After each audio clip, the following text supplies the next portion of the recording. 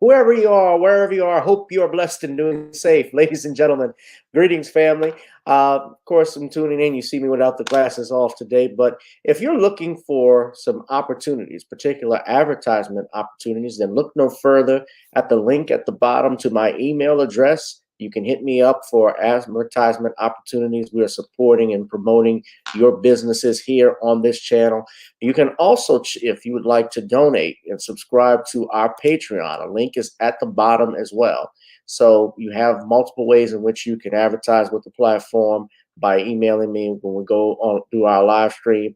You also have access to premium content, those that want to see premium content that you will not find here on YouTube or Facebook or Twitter, as I am suspended probably by now.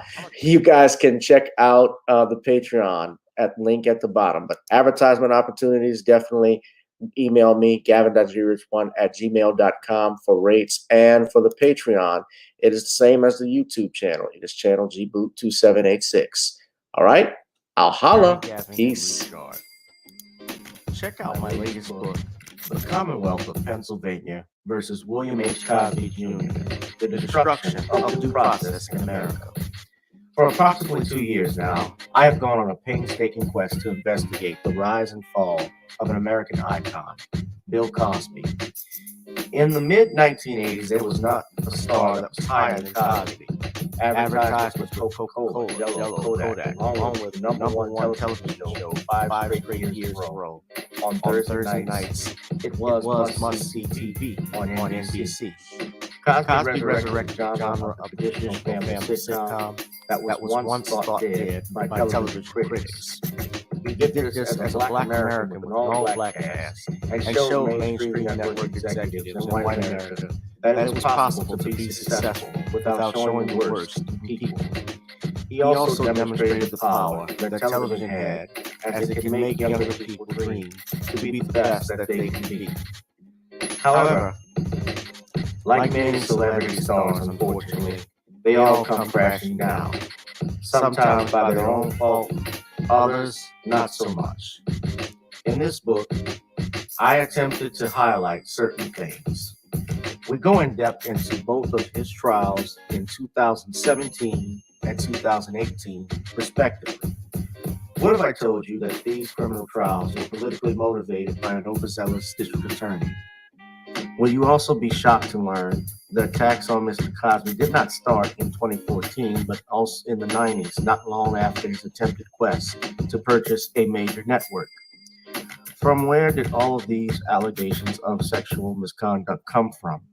Were the accusers telling the truth? In the 2 years of research, with some help from others interested in learning the truth and facts about this case, we discussed both the legal reasons why his prosecution and trial were illegal, unwarranted, and also the possible personal motives as to why this may have occurred. Most importantly, we warn about the dangers of prejudice and why trial by social media, or mainstream media rather, should never be the norm. All this and more in The Commonwealth of Pennsylvania versus William H. Cosby Jr., The Destruction of Due Process in America. Available on Amazon this fall in Kindle and paperback format.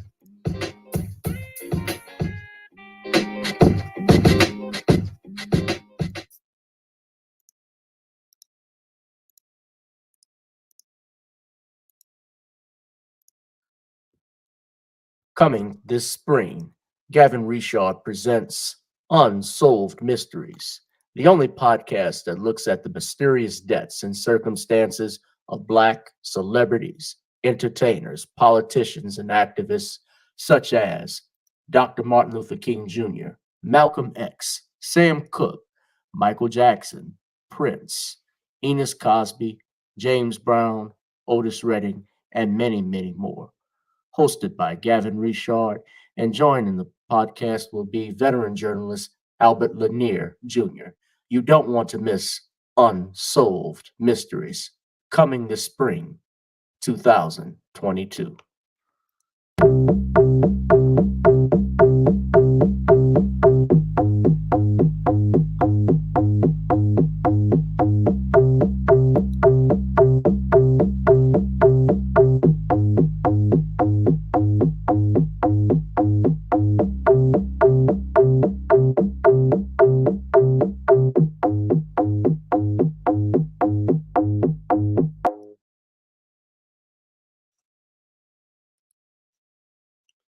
The place to be is right here with me. It is Random Topic 2 Thursdays, ladies and gentlemen, the hottest live stream on air right now on YouTube.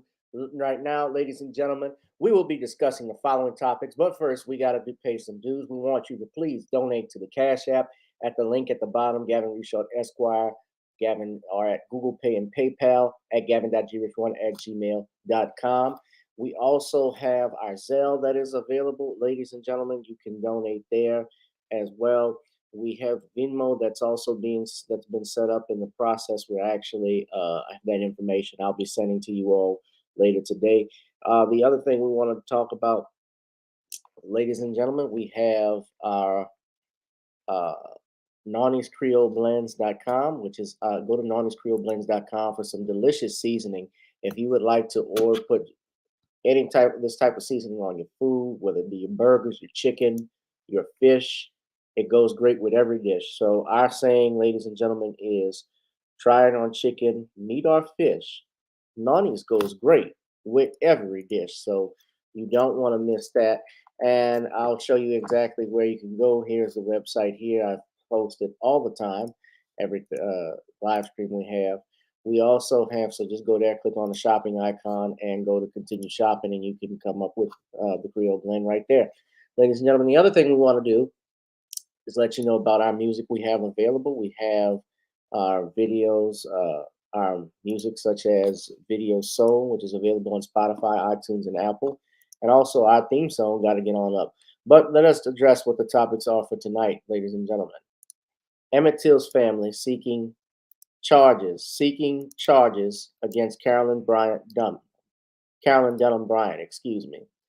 for the murder and kidnapping of Emmitt Till. We also discuss a headmaster at a Slidell Christian school in trouble for taping children's mouths. Elon Musk buys Twitter for a reported $44 billion. What does that all mean? That's not actually the topic, but I clicked on it by mistake. Toxic femininity, ? Amber Heard, Black Chyna, and the emasculation of their men. And 4 teenagers that carjacked and killed a woman to be tried as adults per District Attorney Jason Williams of New Orleans. All this and more tonight, ladies and gentlemen, on this thing we call Random Topic Thursdays, Gavin Richard Presents. And of course, if you're watching on GBoot2786, Gavin Richard on Facebook and the backup YouTube channel, or on Periscope, I thank you. Of course, let us bring in our brother, the man with the plan, Mr. Shawn James. We do this every Thursday. Shawn has his own YouTube channel. You can subscribe to Shawn James, and you can buy one of his books, many books in his SJS library. including Stop Simping and Cyberspace, that's available on Amazon. Shawn, thank you for joining us. Thank you for having me, Gavin. As always, it is a pleasure. So what we'll do, ladies and gentlemen, it's time now to get on up. So let us play our theme song, and we'll be back right after this.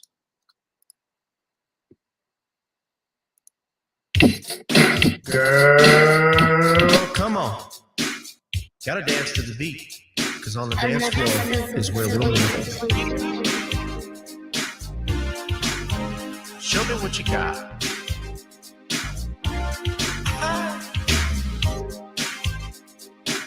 Gotta feel the groove. Feel the groove, get on the floor. Get on the. Right now the party's wasted. There's nothing much to do. But once the groove gets started, tell me, what do you have to lose? Just look into my eyes, girl, as we glide across the room. And what to my surprise now, the beat takes hold of you. Now if you're feeling like I'm feeling, so come on baby, let's start dealing. Time to get this party started. Ain't no time for the broken hearted. When the rhythm takes hold of you, there's only one thing left to do. Cause the beat is really moving. Time to feel your body moving. Gotta get on up and move your body. Cause when the beat is really grooving, it's time to feel your body moving. Gotta get on up and shake something. Feel the groove, get on the floor. Get on the. Tell the DJ play the whispers. Rock steady in the mood. Put on Earth, Wind, and Fire. Tonight we're gonna groove. Show me how you do the four corners. Electric slide or two. Hit the bus stop or do the bunny hop, baby. It's really up to you. Now if you're feeling like I'm feeling, so come on baby, let's start dealing. Time to get this party started. Ain't no time for the broken hearted. When the rhythm takes hold of you, there's only one thing left to do. Cause the beat is really grooving. Time to feel your body moving. Gotta get on up and move your body. Cause when the beat is really grooving, it's time to feel your body moving. Gotta get on up and shake something. Feel the groove, get on the floor. Get on the. Now 2020 hasn't been the best year of all times. We've been dealing with death, the pandemic, racism, bad policing, and all the bad rhymes. But like Uncle Snoop once said, if you breathe and you achieve. And so if you're ready, I need you all to get on up. Are you ready? 1 and 2 and 3 and 4. Get your butt on the dance floor. 5 and 6 and 7, 8. This jam we appreciate. We're gonna slide and step on the beat. On the dance floor is where we'll meet. Feel the groove, get on the floor. Get on up And move your body. Cause when the beat is really grooving, it's time to feel your body moving. Gotta get on up and shake something. Feel the groove, get on the floor. Get on up. Yeah, gotta get on up. Come on, baby, gotta get on up. Feel the groove, get on the floor. Get on up. Feel the groove, get on the floor. Get on up. What's up, everybody? Welcome, welcome to another edition of Gavin Richard Presents here on Facebook, YouTube, and Twitter. Whoever you are, wherever you are, I hope you are blessed and doing safe. Ladies and gentlemen, it is a good day. It's always a good day if you're breathing, you're achieving, as we say in the song, as Uncle Snoop says. So let us bring in our brother from another mother, Mr. Shawn James, aka the man who discusses and wrote the Man Crisis, the author, extraordinaire. What's going on, Sean? I'm good, Gavin. How are you? I am doing great, my brother. I'm doing good. You want to do some plugins right now? Now's the time. All right. The SJS Direct 2021 books are available on Amazon.com right now in paperback, and you can pick up ISIS Legacy and E-Steam Horror of the Hyena Woman by heading over to Amazon.com, and you can order the paperbacks right now. And you can get the ISIS Legacy on Kindle right now, and you can also get E-Steam Horror of the Hyena Woman on Friday, May 13th. And I also have some big news about the upcoming John Haynes at Death's Door comic. The principal art is finished, and I should have the cover by next week. And once I get the cover, I'm going to let everybody know that when the Kickstarter is going to launch. So I'll be publishing my first comic on the SJS Direct imprint, John Haynes at Death's Door, soon. All right, very good, man. That's good to hear. Good news. Shout out to you, brother, on that accomplishment. We're gonna go ahead, Sean, and get it started on some serious news. We're talking about this breaking news coming out of my home city of New Orleans. I have two stories coming out of New Orleans, out of the general New Orleans area. 4 teenagers that carjacked and killed a woman. Her name was Linda Fricky, 73 years old, who was carjacked and had her arm severed, will be tried as adults. At a press conference earlier this afternoon, District Attorney Jason Williams spoke and explained why the juvenile system will not work in this type of situation. This announcement was made after a grand jury's decision to indict in the case. 17-year-old John Honore and 3 teen girls, 15-year-old Lynera Theophile, 15-year-old Marquel Curtis, and 16-year-old Bernia Baker were arrested hours after the carjacking. All of them will be tried as adults facing second-degree murder charges after being indicted by the grand jury. Our juvenile court system was not designed for this, Williams said.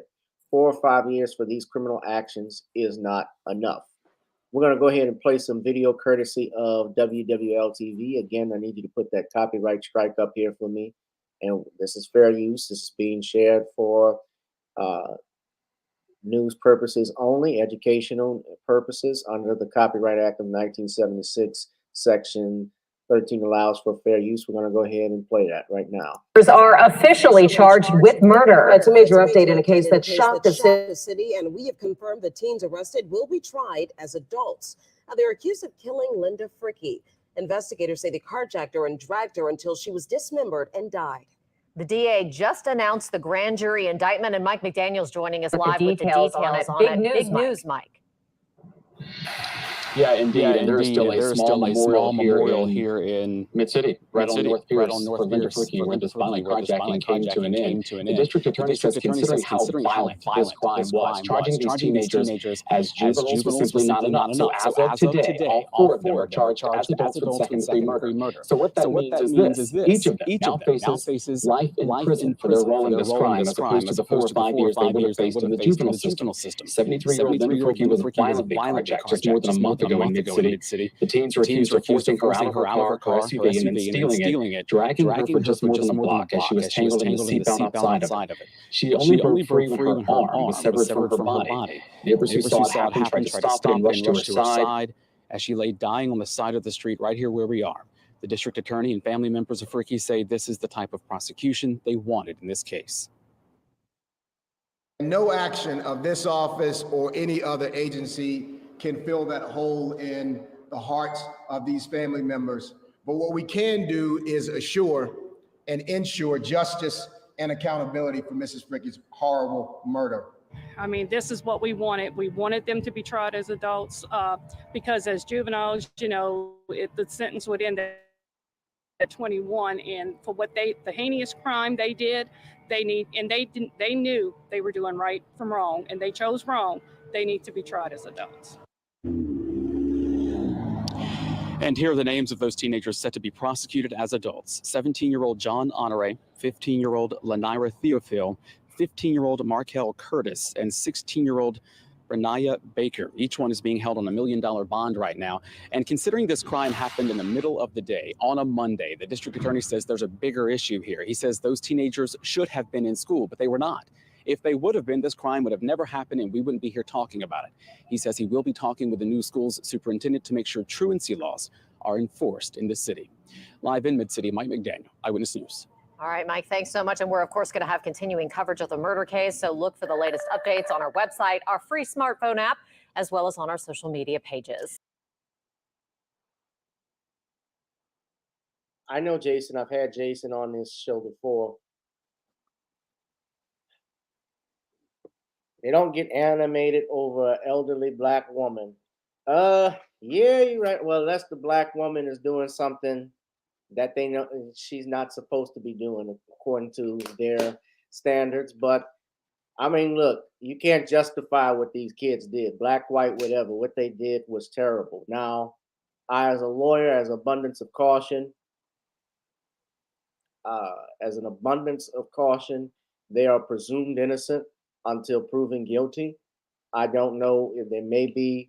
I mean, we saw in the video, obviously, they broke truancy laws in the first place. Their asses should have been in school, right, Sean? They should not. Yeah, they should have been in school. They should have not been out. And this is a problem I'm seeing, especially in the New Orleans area, more and more often. These kids, we have juveniles basically committing these carjackings, committing these crimes, these armed robberies that we're seeing. And one day, they're getting away with it now, but they're gonna meet the wrong person.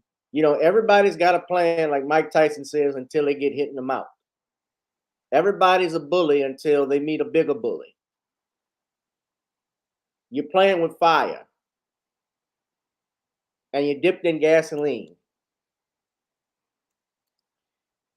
The problem is you got kids raising kids. You have dysfunction, Darius. Look what happened in Louisiana. That other story in Louisiana that happened in Baton Rouge. Now, and let me get back to my disclaimer. They're presumed innocent until proven guilty, because I don't know what defenses that they may have. If someone was coerced, although there's no known defense for coercion in regards to a murder that takes place, but if there could be mental issues, I don't know. So as an abundance of caution, as an attorney, I must believe in due process. However, the result of what happened was awful. I am not stupid either. I'm a human being. There are problems in my area. There are problems in this area. Yeah, the crime wave is area. It's societal decay. Look what happened here in Baton Rouge. You had a woman that actually, a grandmother and her daughter. I talked about this on Sunday. Danielle, you remember. This little Cheyenne Record, this 4-year-old baby, Chyna Record, was forced to drink a half-full bottle of whiskey by her grandmother, as her own mother, Khadijah Record. And I practice in Baton Rouge, so let me be clear. Yeah, they're presumed to be innocent too, but she confessed to it. So I am a lawyer, but I'm also a newsman as well. Look at this. 4-year-old dies after grandmother forced her to drink a bottle of whiskey as mother watched. This is the problem. Now look at the age. She's 53. Khadijah is 28. And from what I'm hearing, there has been a history of abuse. I can tell, I hate to be prejudiced, but I can tell just by looking at it. I'm not in that house, but I can just imagine. You made your baby, your 4-year-old, drink whiskey. What you think was going to happen to her? Because you thought she took a sip. First off, it's your ass fault. It's your fault if you leave alcohol out in the reach of a child. Just like you could have medicine that's out. They had to add these safety caps on prescriptions because there were kids that were taking these drugs, didn't know, were trying to open it thinking it was Baba, and that stuff has happened.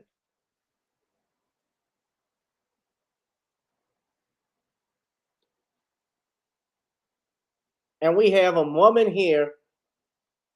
This is a separate story, but this is the dysfunction, Shawn, you're talking about. There's a crisis in the home.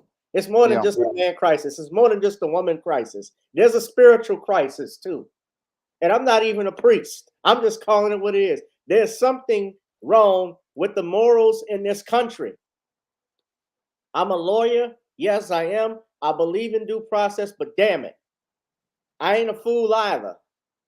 I'm a news person first. They have a right to due process.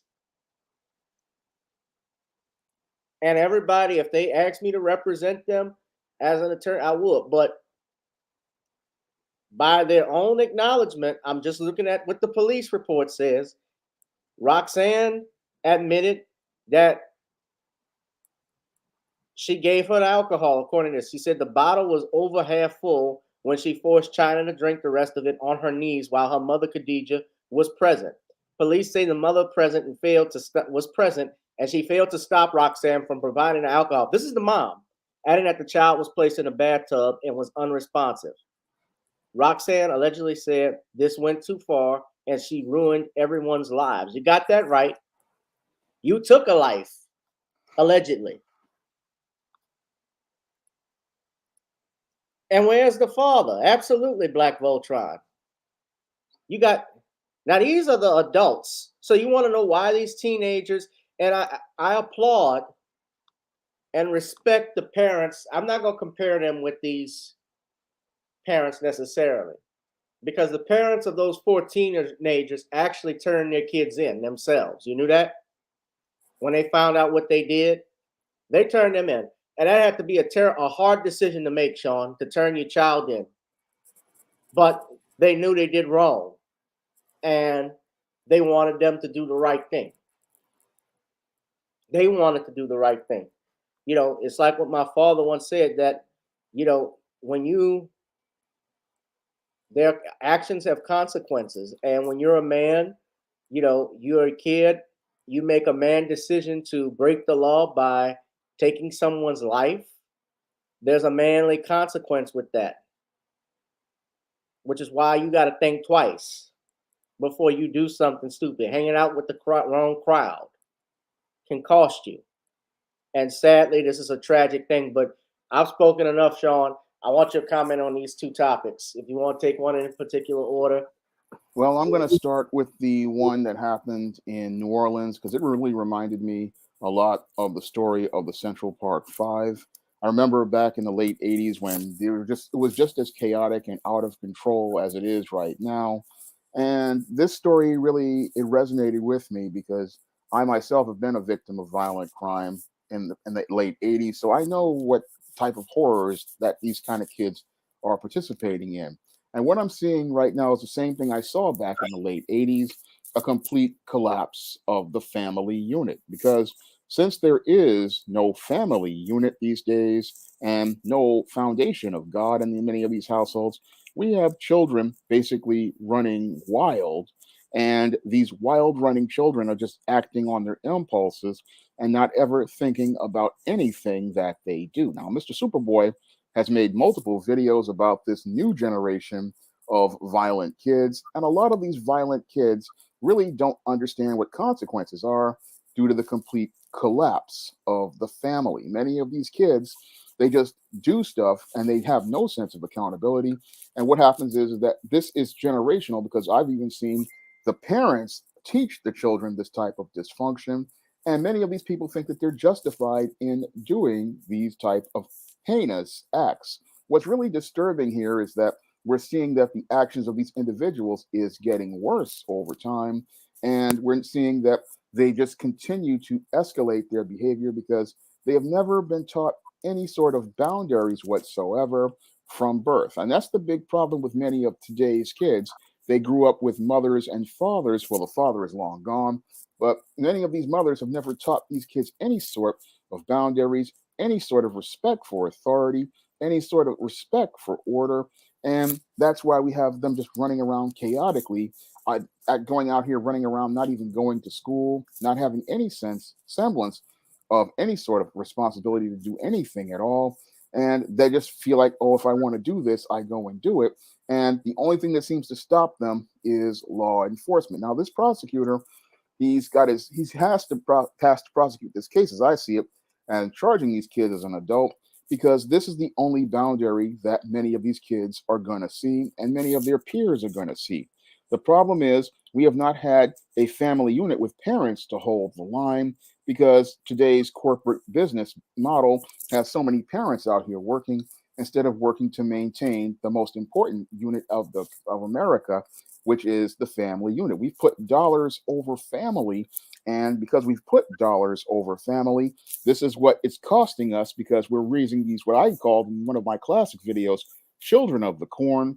And these children of the corn are growing up like stalks, and they're wreaking havoc all across the country. I write about this in my book, The Woman Crisis.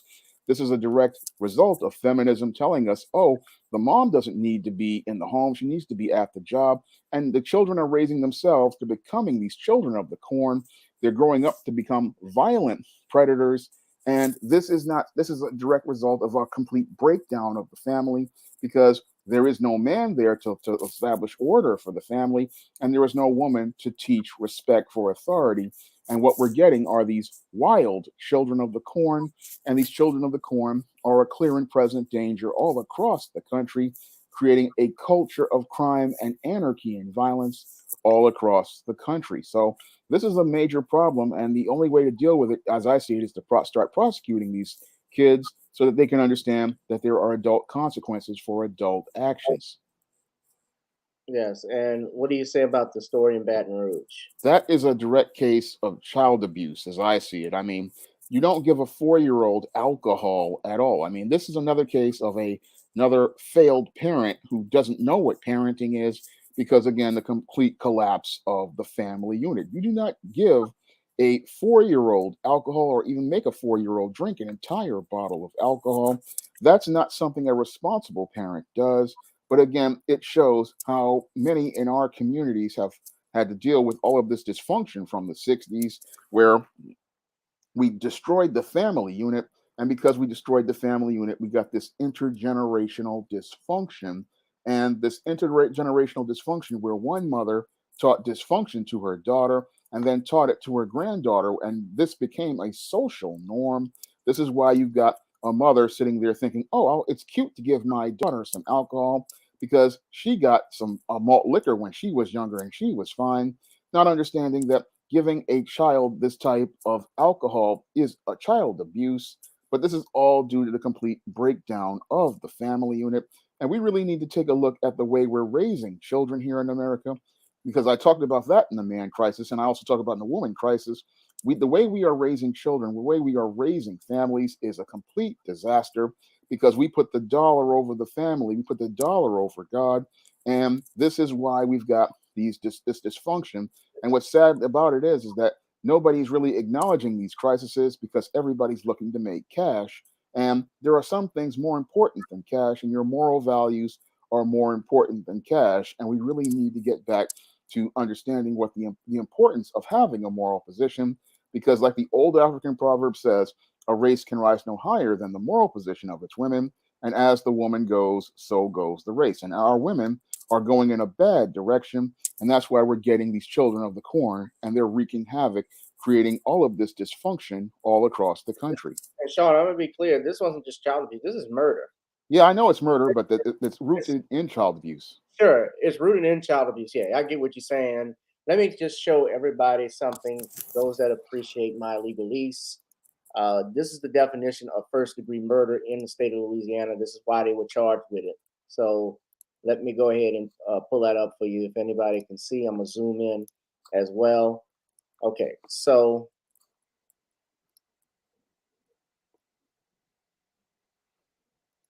hold on. Zoom. Everybody can see. All right. So first-degree murder is the killing of a human being when the offender has the specific intent to kill or to inflict great bodily. You notice these are different paragraphs on these, so different definitions of it fall under it. But when so you see here when I talk about intent, you have to have a specific intent to kill or to inflict great bodily harm, meaning you meant to inflict great bodily harm upon the victim, and they are under the age of 12 or 65 years of age or older. So we have laws that protect our children as well as our elderly with this. You understand? Everybody understands that. Yeah. So the consequences for that, I don't know the result, but if the district attorney seeks a capital verdict, meaning a death penalty, the offender shall be punished by death or a life imprisonment at hard labor without benefit of parole, probation, or suspension of sentence in accordance with the determination of the jury. If the DA does not seek a capital verdict, then it's just life imprisonment at hard labor with no possibility of parole. So she not only and the mother who sat by watching, she's charged because she was a principal. She didn't stop it. And allegedly, she didn't allegedly stop it. And obviously, and Shawn, just looking at this now, this is the sad part. This was the baby's blood alcohol level. Are you ready? Her blood alcohol level was more than 8 times the legal limit for people over the age of 21 to drive, which is Oh my goodness. Her blood alcohol level was 0.680. That's murder. Because some of these women, they don't want the child, so they do stuff like this. It's tragic story for both these ways. Yes, you have kids that made a terrible decision to take someone's life by joyriding, and you got someone else who took their own child's life, their grandbaby's life, because they were stupid and ignorant. And it's a cycle of abuse that tragically ended up in these consequences. But rest in peace to Chyna Record. Rest in peace to Linda Fricky. I'm sad that this happened. Then those 4 children, those 4 teenagers, they've ruined their lives as well. They're done at this point. Yeah, look, they're innocent until proven guilty. They're entitled to a defense if there's mental issues that might be able to be raised. So I'll give them, based off that, because I'm a lawyer, I do that. And I even say that for the 2 women there, they're all entitled to due process. That's how I think as an attorney. But, I don't know if they have any type of defense, to say that at least they're going to need one. Now, if they got them on video, it's going to be tough to defend them. Well, yeah, they got them on the video. The teenagers, yes. But, the 2 women, they basically admitted that this happened, according to police report. Now, I didn't see the interview, but, if the baby's at blood alcohol level is 68%, my God, that would kill a human. That would kill a man, an adult. Kill a full-grown man.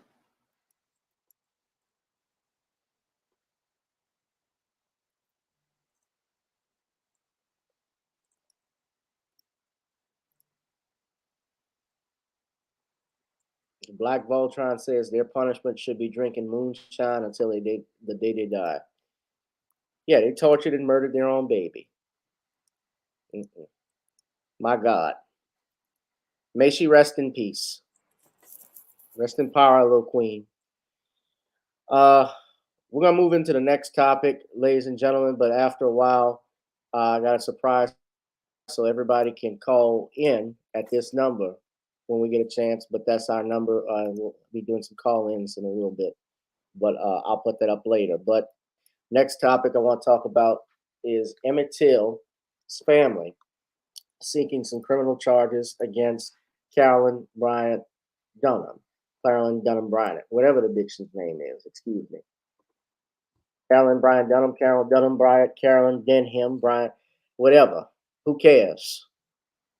But relatives have been coming out the relatives of Emmitt Till want this woman to be prosecuted for his kidnapping.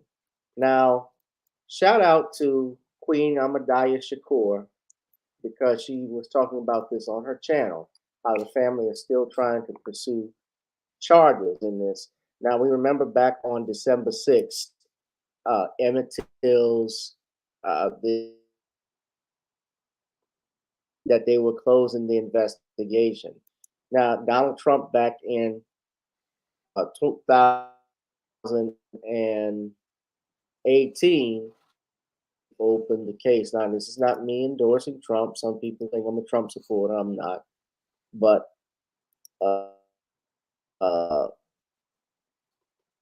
this is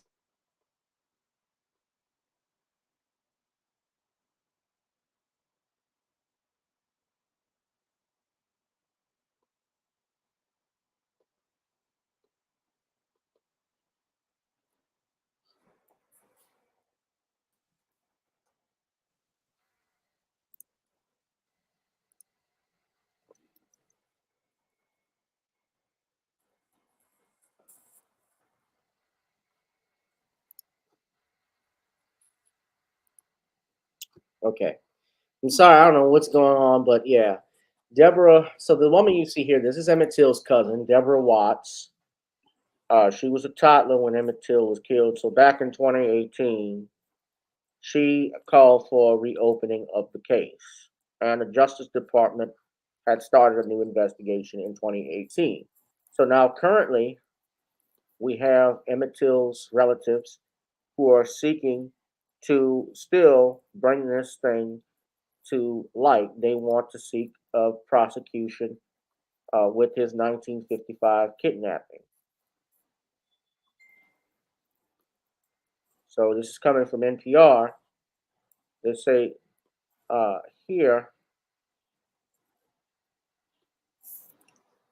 that Carolyn Bryant Dunham was named nearly 67 years ago in a warrant that accused her in Till's abduction.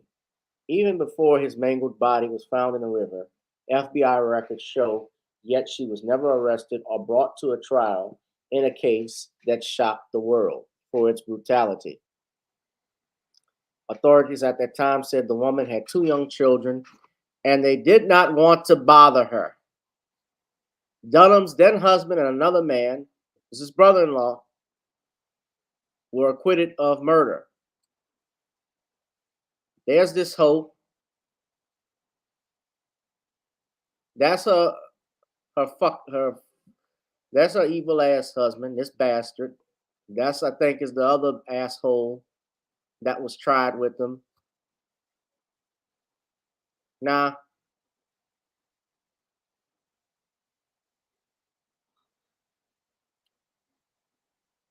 what they say here, and I'm gonna play a video.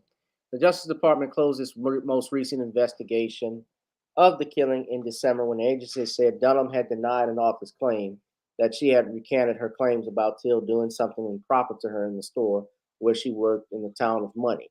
The writer could not produce any recording or transcripts to back up that allegation. In March, Till's relatives met with the officials, including District Attorney Dwayne Richardson. So this is in Mississippi, all right? Because remember, Justice Department, that's feds. This District Attorney, when you start talking about that, that's state level. The lead prosecutor in LaFleur County is Dwayne Richardson. And they were left unsatisfied, Watts said. There doesn't seem to be the determination or courage to do what needs to be done. Richardson has been in office for about 15 years and was the first Black person to serve as president of the Mississippi Prosecutors Association. He did not return phone messages or emails seeking comment about a potential kidnapping case. Keith Beauchamp, a filmmaker and documentarian, he made the documentary, The Untold Story of Emmitt Till, and preceded a renewed Justice Department probe that ended without charges in 2007, said there's enough evidence to prosecute Dunham. Of course there is. Remember, Emmitt Till's great uncle Mose Wright, said himself in open court when he pointed the men out that were in the that broke into his house to kidnap Emmitt. He could hear the voice of a woman after Mr. Bryant asks, "Is this him?" Identify and Emmitt.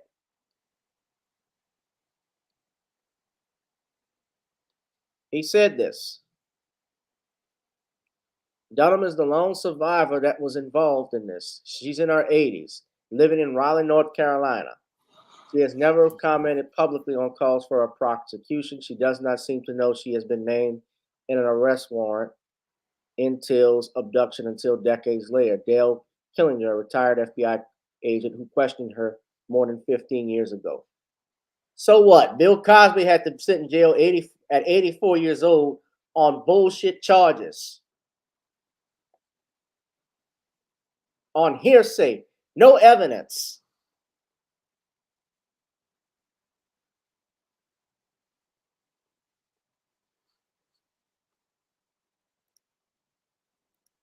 The fuck, we didn't want to bother her. You bothered our women. You bothered them when you killed their sons. You didn't care about them when you dragged them out in the woods and castrated them and beat them to a bloody pulp. The fuck, she's 80. So what? They round up Nazi war criminals now. They doing that, aren't they, Sean? Yep. They never doing stop. that for years. They've been doing it for years. Oh, you got Alzheimer's? Well, we're gonna try somebody. You better remember something. You're gonna meet a new person in prison. Don't worry. We don't care.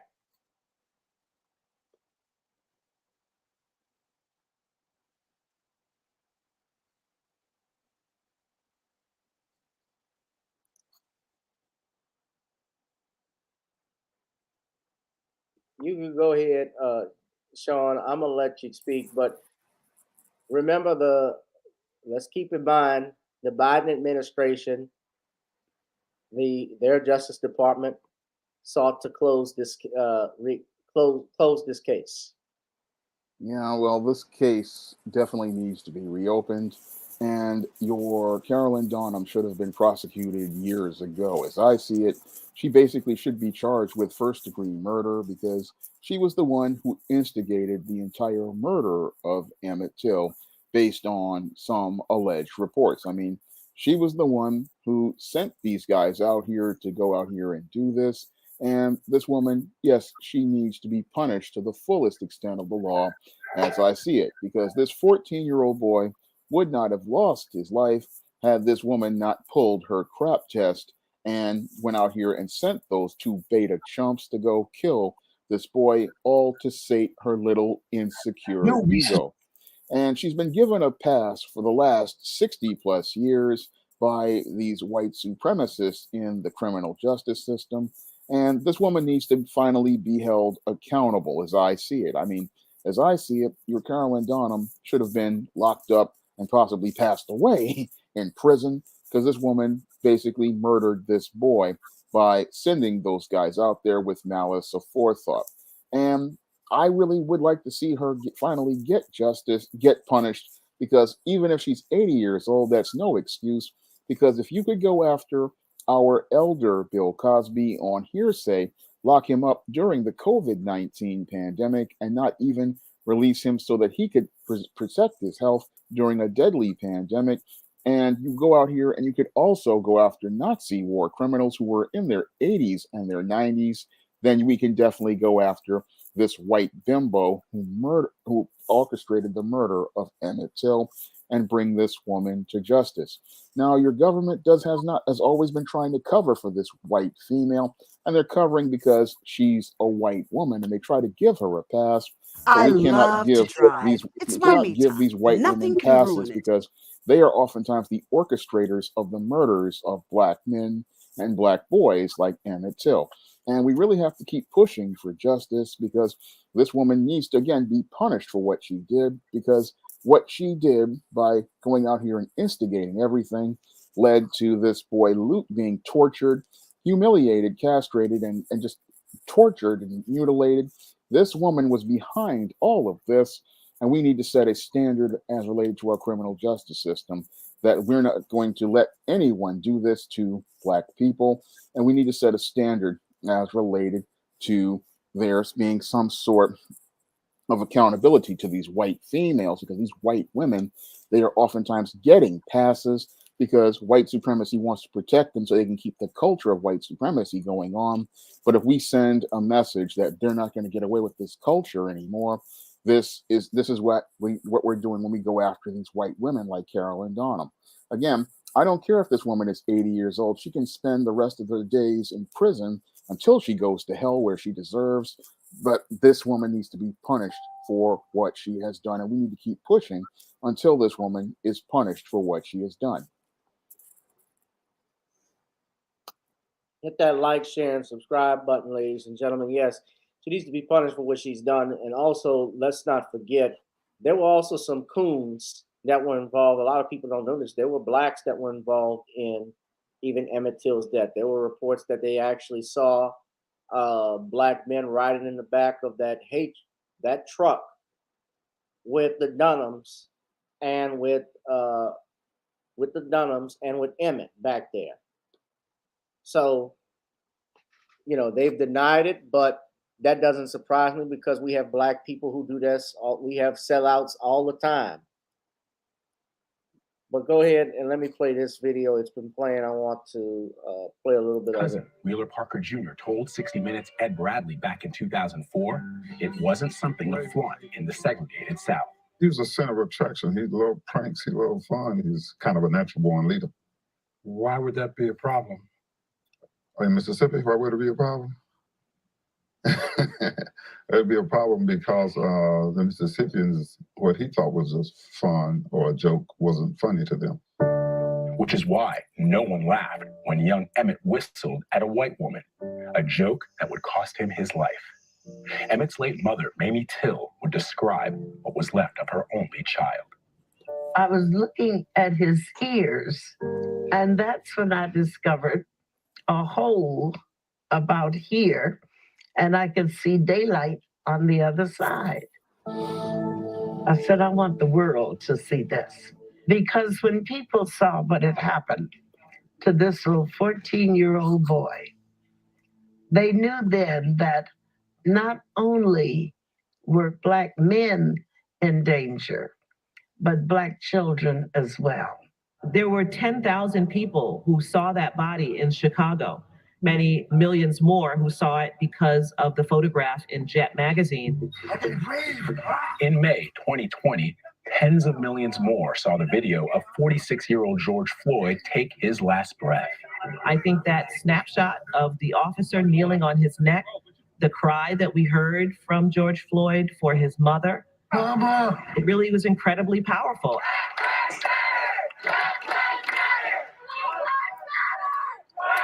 Today also marks the 57th anniversary of the March on Washington. That is, of course, where the Reverend Martin Luther King Jr. gave his famous I Have a Dream speech in 1963. Tens of thousands are expected to gather. Trying to get you to go out and vote.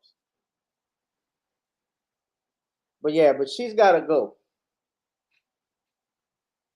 She's got to go to jail. I don't care. 80 years old, 90 years old, 100. Bill Cosby in jail, you got to go too.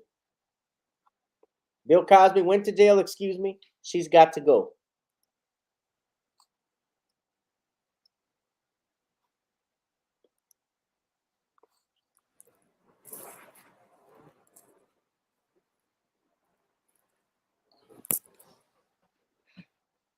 You have something to say?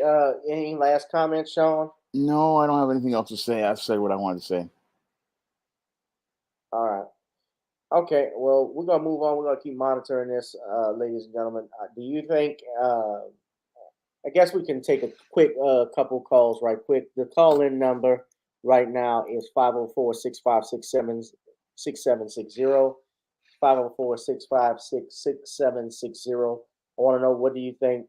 We can only take a few calls because I got to move on to the next topics, but what do you think will happen with Carolyn Dunham-Bryant? Do you think she'll be prosecuted? Let's see if we have some people calling in.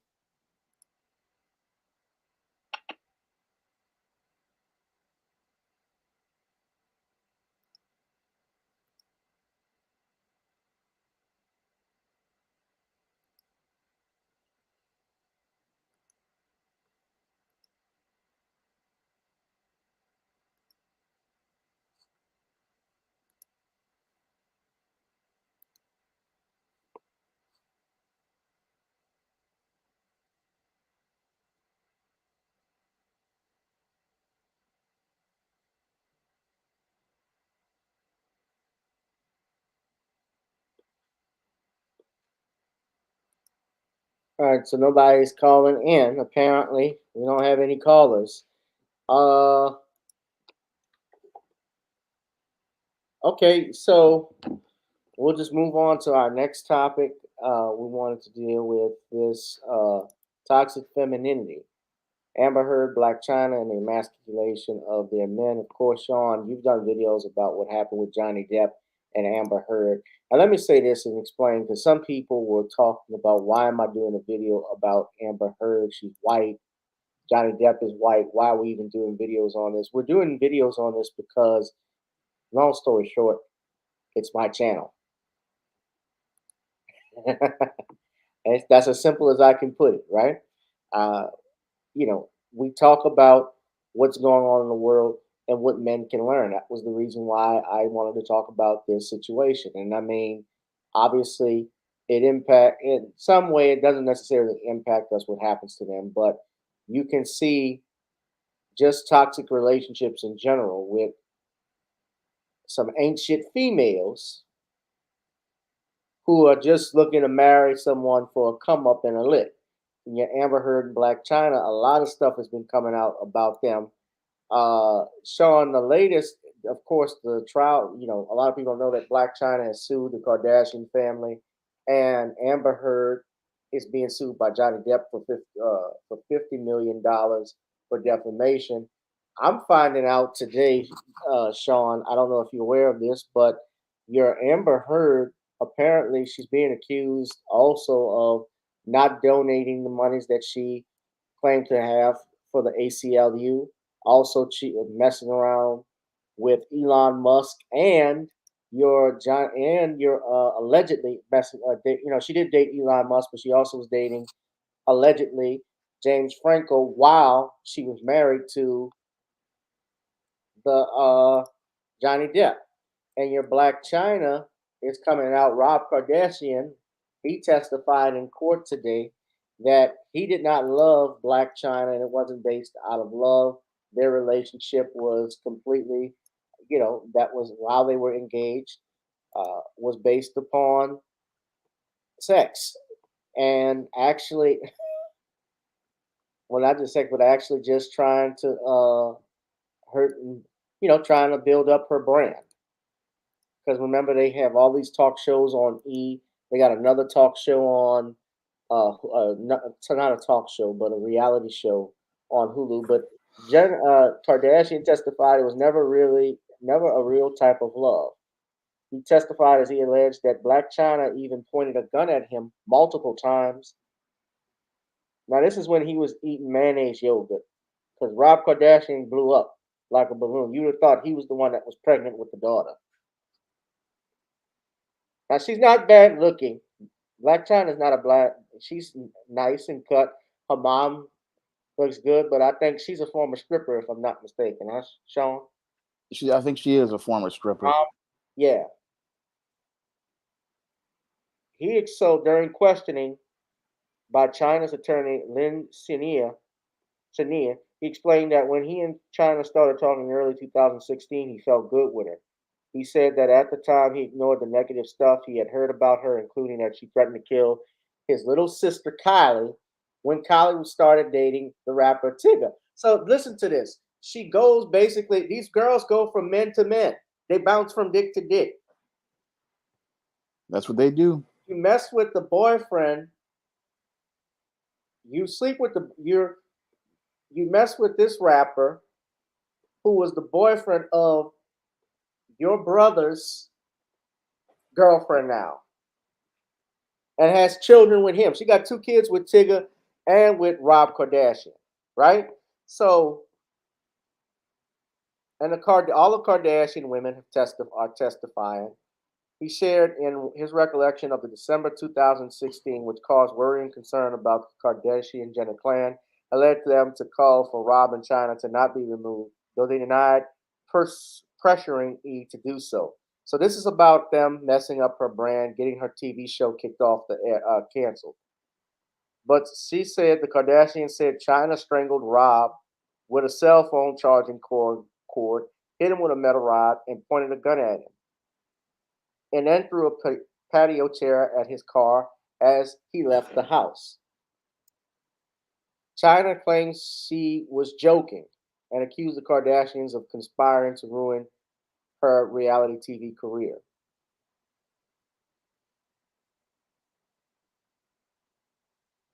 Also, now bringing it back to the Johnny Depp situation, this is what I want with Amber Turd.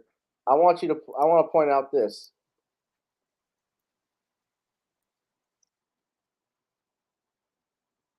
Okay, so this is the AC. This is the manager. Allegedly, this is during the testimony.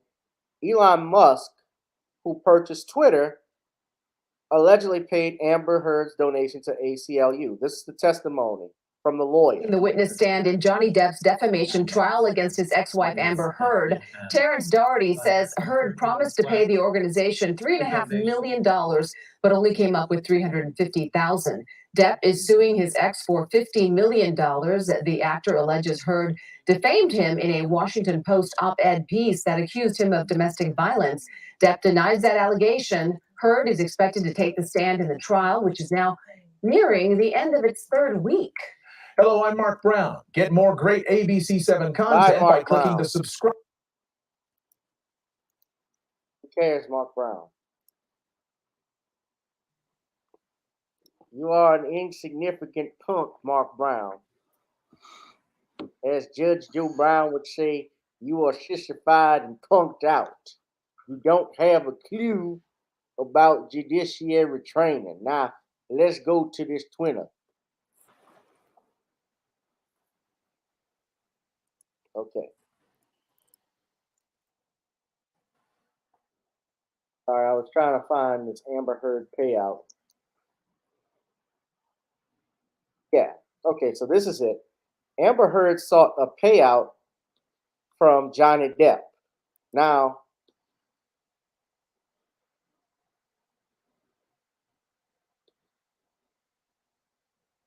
the manager, Johnny Depp's business manager, testified.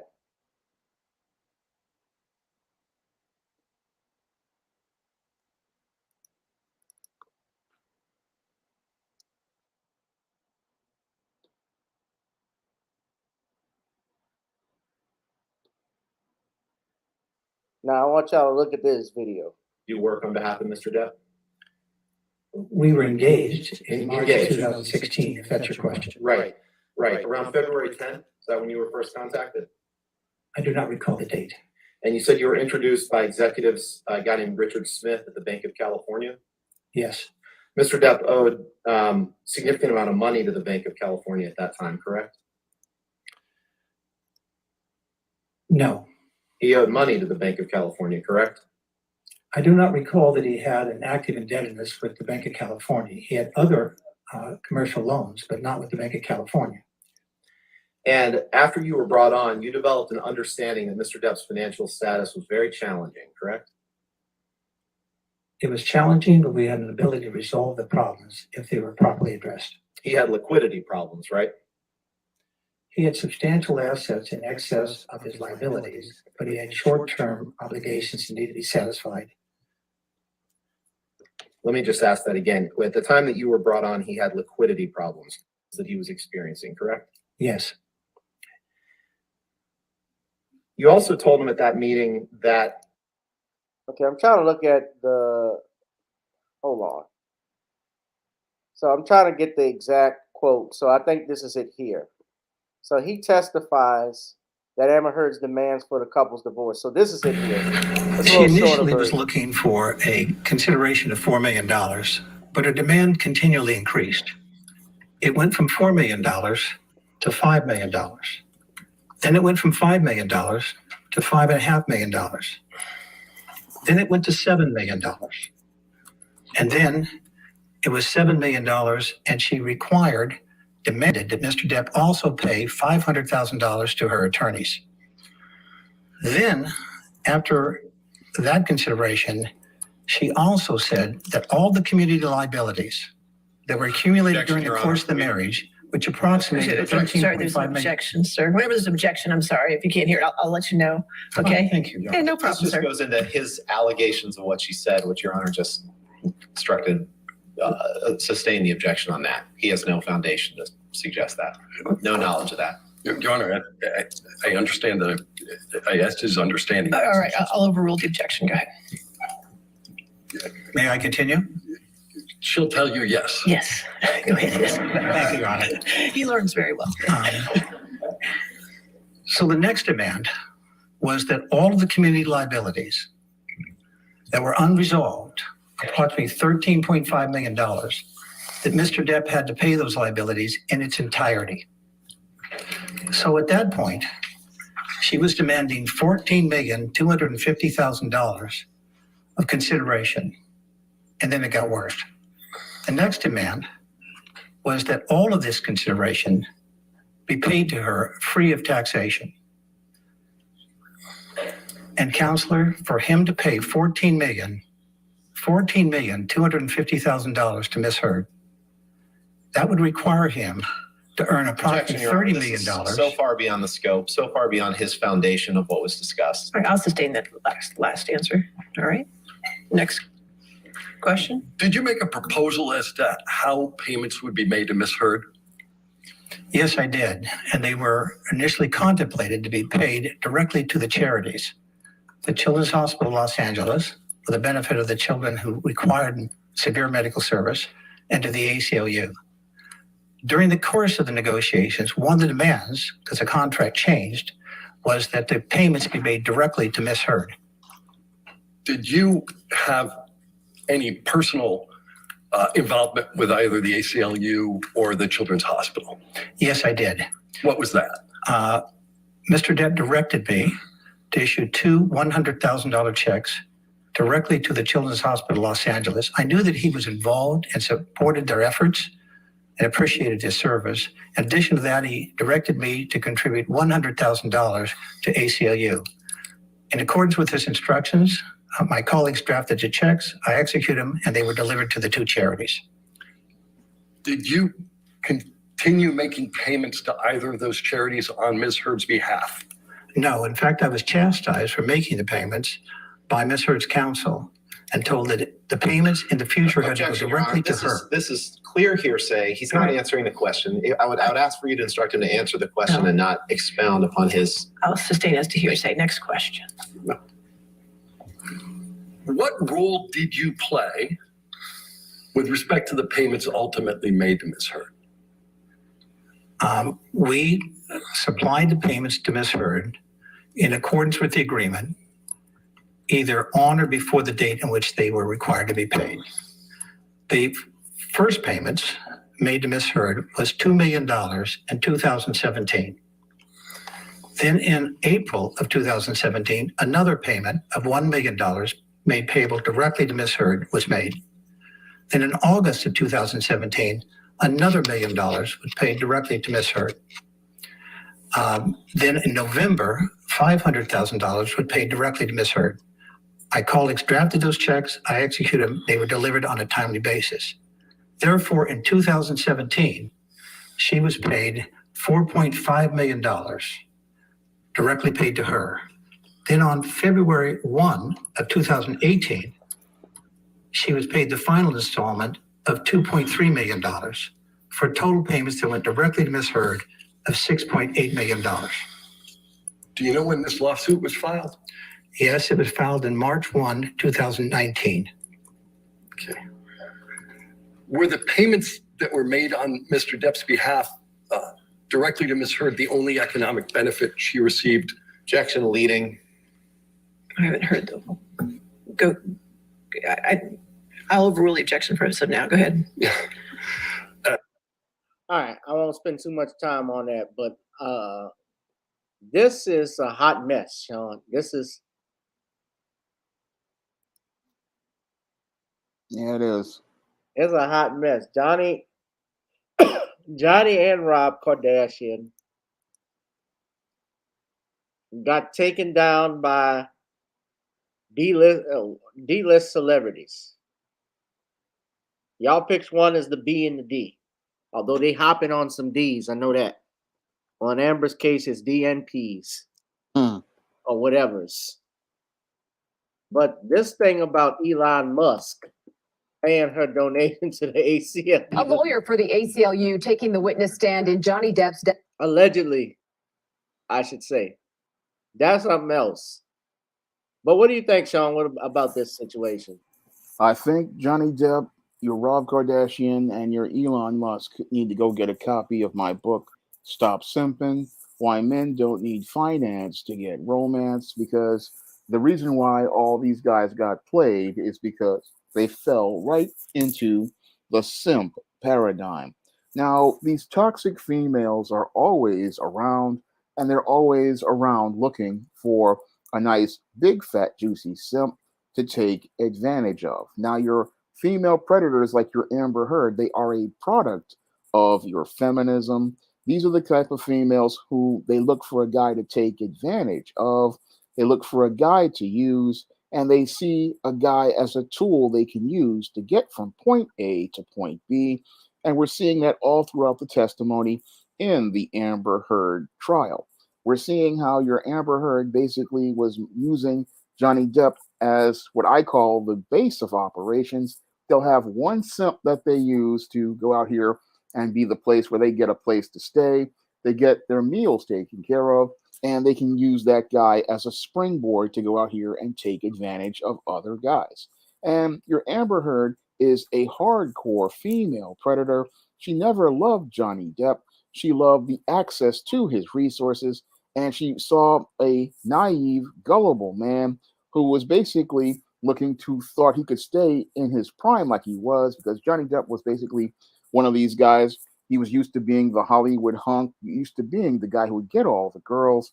And he thought, oh, I can get this young, pretty girl and that was out here, not understanding he was getting involved with a she-devil. Now, your Johnny Depp had a long-time relationship with a model who he had 2 children with, and he should have stayed with that woman. But instead of staying with that woman, he thought he could do better. And what happened was, when he thought he could do better, is he got involved with Amber Heard, a female predator, and this female predator basically ate this man alive and was looking to feed off his resources as she was looking to monkey branch over to the next man. Now, in the case of your Black Chyna, she basically saw Rob Kardashian as yet another simp she could use. And again, she was using him as a base of operations. This female, whose mother was a stripper, and that's already a red flag right there. I talk about that in my other ebook, Misadventures of Captain Save 'em. These are not the women you want to get involved with if you want to go out here and build, because you can't build with these kind of females, because these are predators, and their whole mindset is that they don't see men as a partner they want to have a relationship with. No, they see men as a tool they can use to get from point A to point B. And what the big mistake that Johnny Depp and your Rob Kardashian made was trying to go out here and take this 304 and turn them into wife material.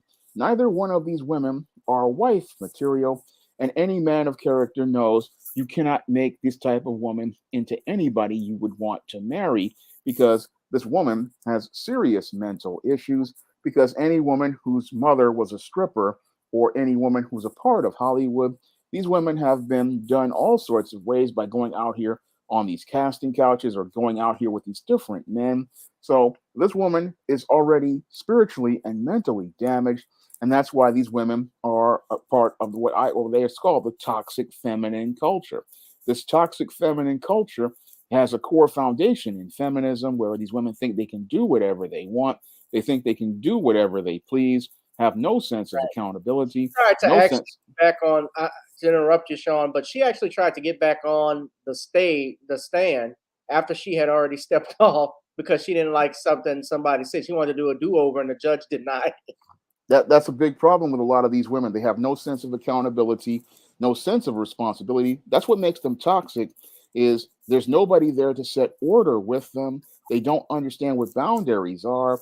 And this is what makes these women extremely toxic to deal with, because they believe that they can do whatever they please. And if anybody says no to them, what they do is they try to go over somebody's head. So when I look at the Amber Heard and she's trying to defy a judge in his court, that's really Amber Heard, Black Chyna. Well, Black Chyna, still, it shows no respect for authority. And that's a big problem with the toxic feminine woman, because if this woman is having children with a man, those children are going to learn to disrespect authority because they see mom disrespecting authority. People don't really understand how important it is to avoid these kind of women, because these kind of women, if they can go out here and disrespect a officer of the court, which is a judge, they'll go out here and disrespect law enforcement. They'll go out here and disrespect anyone because they believe they are above the law. They believe they are better than everybody else. And this type of toxic femininity, again, it ties straight into the man crisis, because this is what your beta male starts to think, because this is the behavior modeled for him. And only people he thinks he has to respect are other females. And whenever he sees a male, this is why you see the male not respecting other males and male authority figures, because he sees the female not respecting female authority figures. So what we call your toxic femininity has an effect on the community. And we really need to deal with toxic femininity, because this toxic femininity, once it pours into the culture, it poisons the culture and makes it where instead of us having a structured and ordered society, all we have is chaos. So, Sean, let me ask you, to those that would say, well, Gavin, how is it, or Sean, Gavin or Sean, how is it you can be opposed to toxic masculinity, and talk about there being no such thing, but saying toxic femininity is pouring venom into the culture? Well, when it comes down to toxic masculinity is not what they call the masculine behaviors. No, the beta males who these toxic feminists go out here and create, they become the actual toxic males. It's the feminists who go out here and create the toxic male, because this kinder, gentler, softer male is the one who goes out and participates in the mass shootings. It is this softer male who goes out here and commits the crimes. It is this softer male who commits a lot of the violence, because he has been raised to think that he does not have to respect any authority figures, especially male authority figures. And he's thought that he's above the law because his mother coddles and enables him. So the toxic femininity is what creates the actual toxic masculinity. Real masculinity, what they try to call toxic masculinity, is actual masculinity, because a man with a father in his life, he knows what masculine traits are, he knows what rules are, he knows what structure is, and that's healthy masculinity.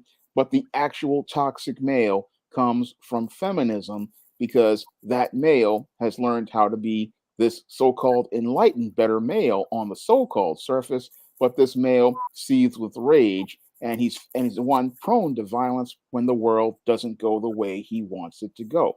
So the actual toxic male is the beta male, but the actual males who are raised by fathers, these are healthy males. But the feminist doesn't like healthy males, because healthy men can go out here and assert authority over her, and healthy men are going to set boundaries, rules, and structure over this woman.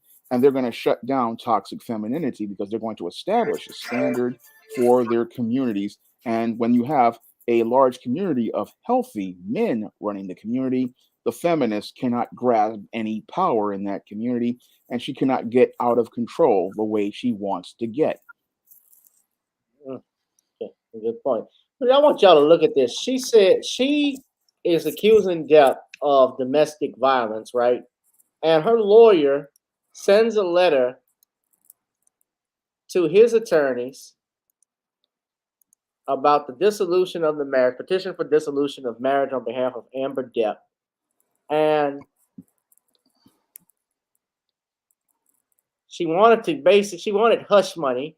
She tried to insist that we do everything possible to keep this personal matter out of the media spotlight, which is why she has not yet sought a protective order for a domestic violence protective order against Johnny. She wishes to work quietly towards a private and amicable resolution of all matters. To this end, have Johnny sign and return by Friday, May 27th. So this is on May 24th, 2016. This is the letter is dated. And she wanted this sign done on May 27th. So this is done May 24th. And then May 27th, he sends this letter off, right? And, and so they only giving you 2 days roughly, because this thing still got to be mailed. 2.5 days, 3 days to answer. They're requiring Pendente Light Support, which is basically interim spousal support, which is and final spousal support.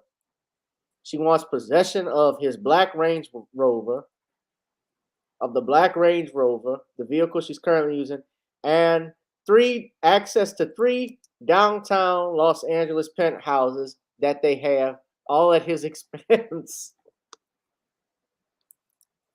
She's greedy.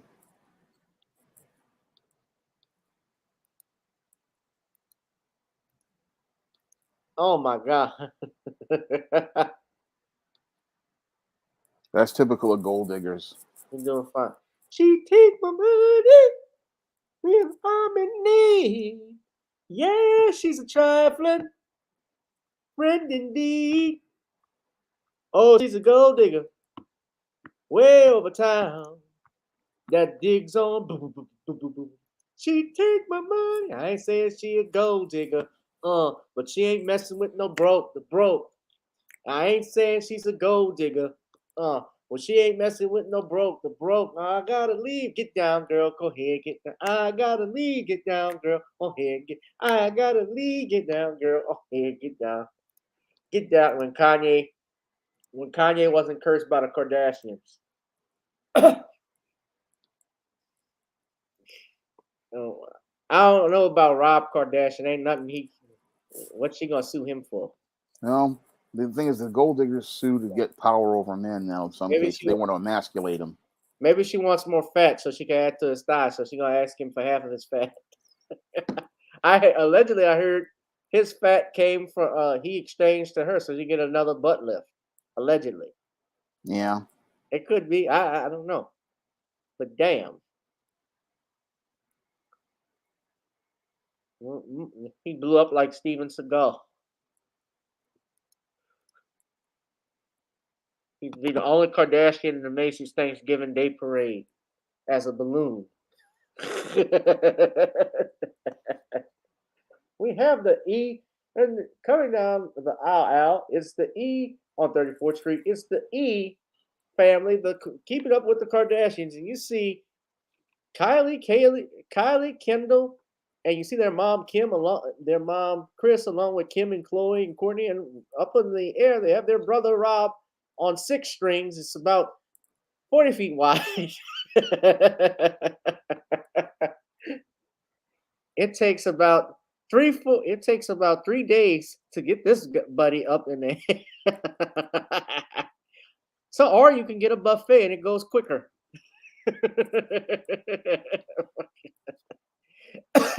Motherfucker's big, huh? Thickums. I can't come. I'm big too, but I'm good big.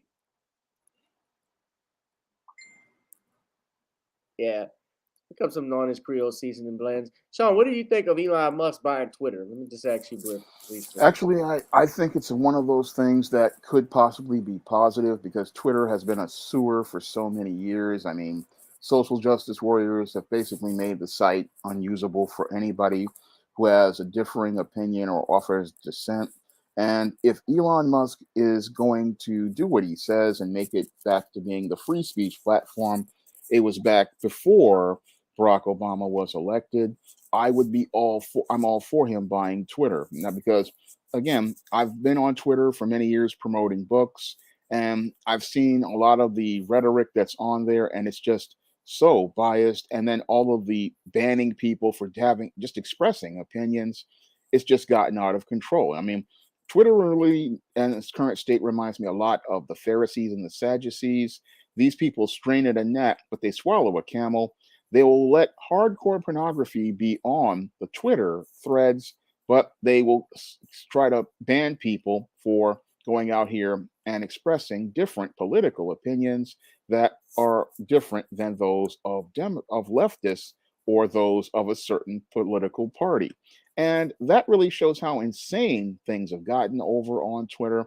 And if Elon Musk can go out here and bring Twitter back to what it used to be, where it was just an open forum, people would just post things. And if you didn't agree with what you saw, you just kept it scrolling. That's going to be very good for the internet. And it's going to be very good for social media because social media has become toxic over the last couple of years. These days, a lot of people just cannot take hearing different opinions, different viewpoints, and they don't know how to navigate through their emotions whenever they see a different opinion or a different viewpoint. Now, I grew up in the late 90s, early 2000s internet, which was a completely different place. And in that place, if you saw something you didn't like that wasn't criminal, you just kept it scrolling or you just clicked out and kept it moving.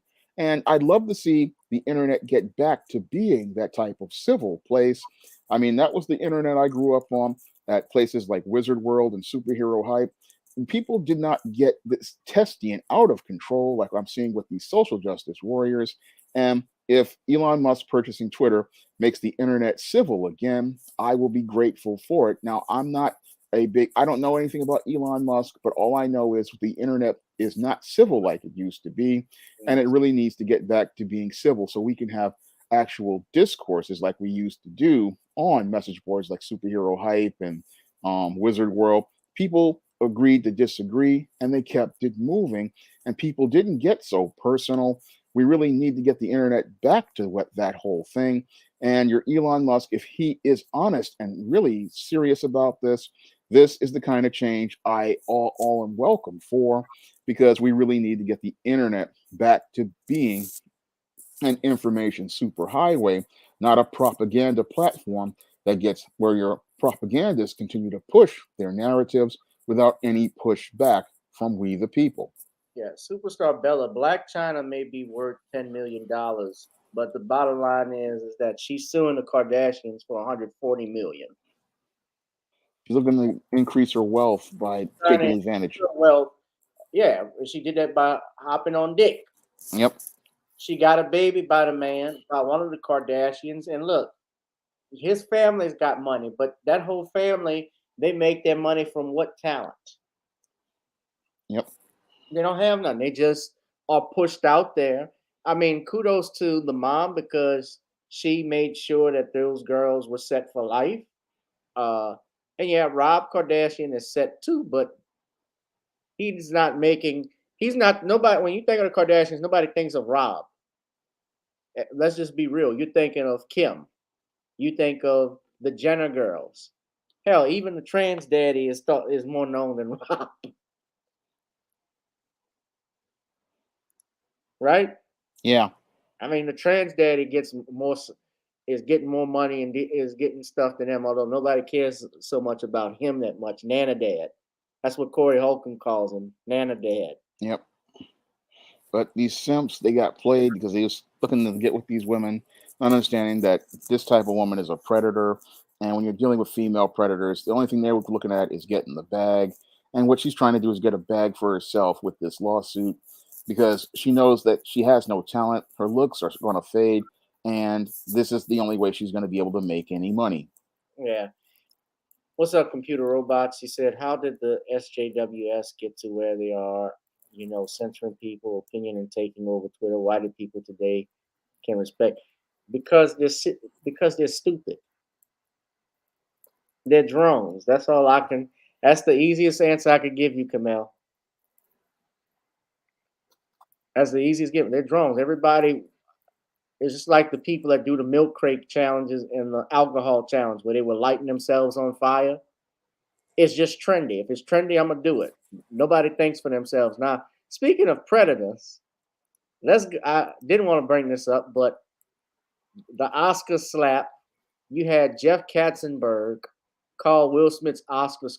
He compared it. This is today.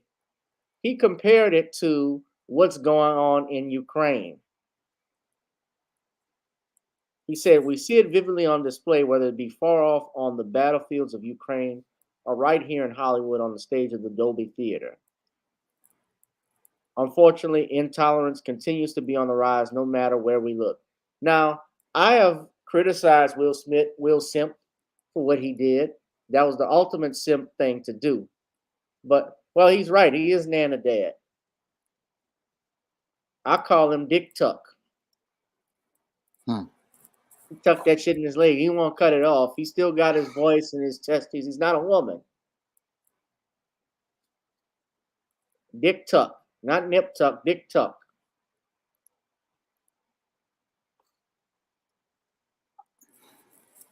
And he did a Father's Day pick in a dress with his kids, with the whole family. Like Friesland said, you pick Father's Day. I don't want to see you do Mother's Day. You can't have them both. Either mother or father, one of the two. You pick Father's Day, right? Yep. If they're picking Father's Day, the mothers are picking Father's Day. Something wrong with them. Yeah. Ugh. But comparing this to what's going on in Ukraine, and Will Smith actually flew out to India, Sean, to begin a self-transformation. I call bullshit on it. But according to your O'Shea Duke Jackson, he goes all the way out to India. Guess who joins him? Oh, Jada. Yeah. Jada Pinkett joins Will Smith in India. How's he going to transform if he's got the same female? I think it's evident. It says here on Pink Villa, Jada Pinkett Smith encouraged or insisted, in quotes, on a family getaway to India amid Will Smith's Oscar controversy.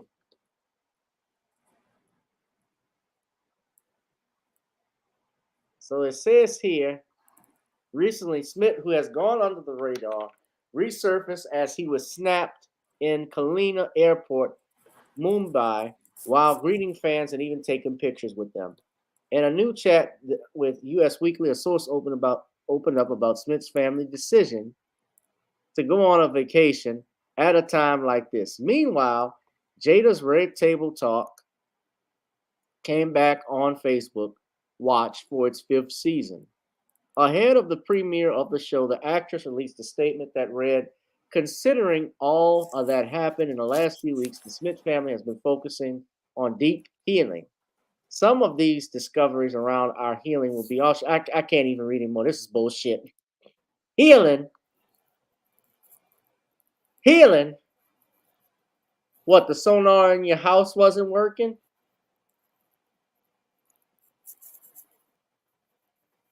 Your 10 masseuse quit on you? What's going on? Healing what?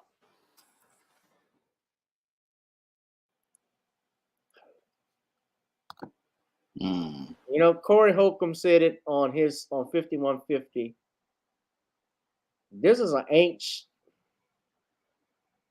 You already know what he said about her. Yeah. We've all said this, but she is single-handedly. Look, I don't like what's happening. I think, yeah, a lot of the stuff is overkill with Will Smith now. Do I compare it comparing it to Ukraine and the war? You out your fucking mind. That's ridiculous. It is not like that. He did while it is, yeah, he committed a crime. I agree. He did something wrong.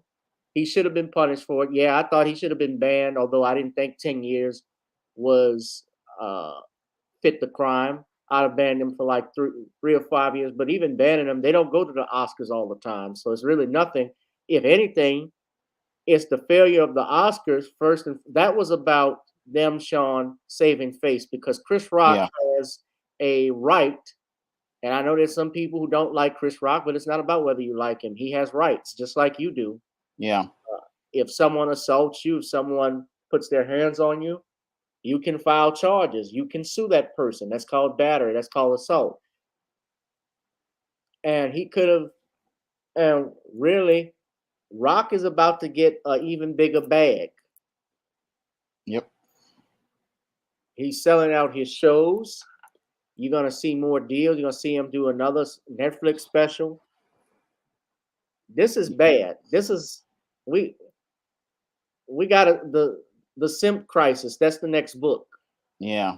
All these guys need to stop simping. We'll have to co-author a book. Yeah. The simp crisis, or the simp lord. Not Sith Lord, the simp lord.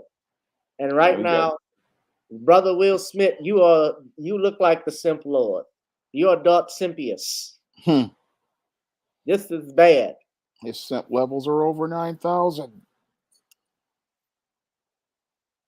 You should. But at this point, you think Jada has something on him? I don't think she has anything on him. I just think that he's just a very weak, emasculated man who just doesn't know how to set boundaries. Because any man who just does not know how to check his female and let her know, look, this is not, if I'm going somewhere by myself, I'm going by myself. Do not follow me. I mean, he's going to set that in sand, but in the line in the sand. But this guy, he's really weak, and this woman doesn't respect him. And that's why she's traveling behind him. One, she's traveling behind him because she doesn't respect him. And two, she's traveling behind him because she's scared. She's scared that if he finally gets a backbone and some stones, that she won't have a leg to stand on, because she knows that, yeah, she can go out here and get some money in the short term on the divorce, but in the long term, she's going to be butt out here because nobody's going to want to deal with her after this, because now that they know that she's an emasculating shrew, she's going to be basically blacklisted in most social circles. So she's trying to hold on to this bag for just as long as she can, because Jada Pinkett knows at this point she's on the road on him, bro, because you got to think about it. Will Smith, for all the money that man has, the privileges that he has, he could get with any woman he wanted. Any woman right now, even in his 50s.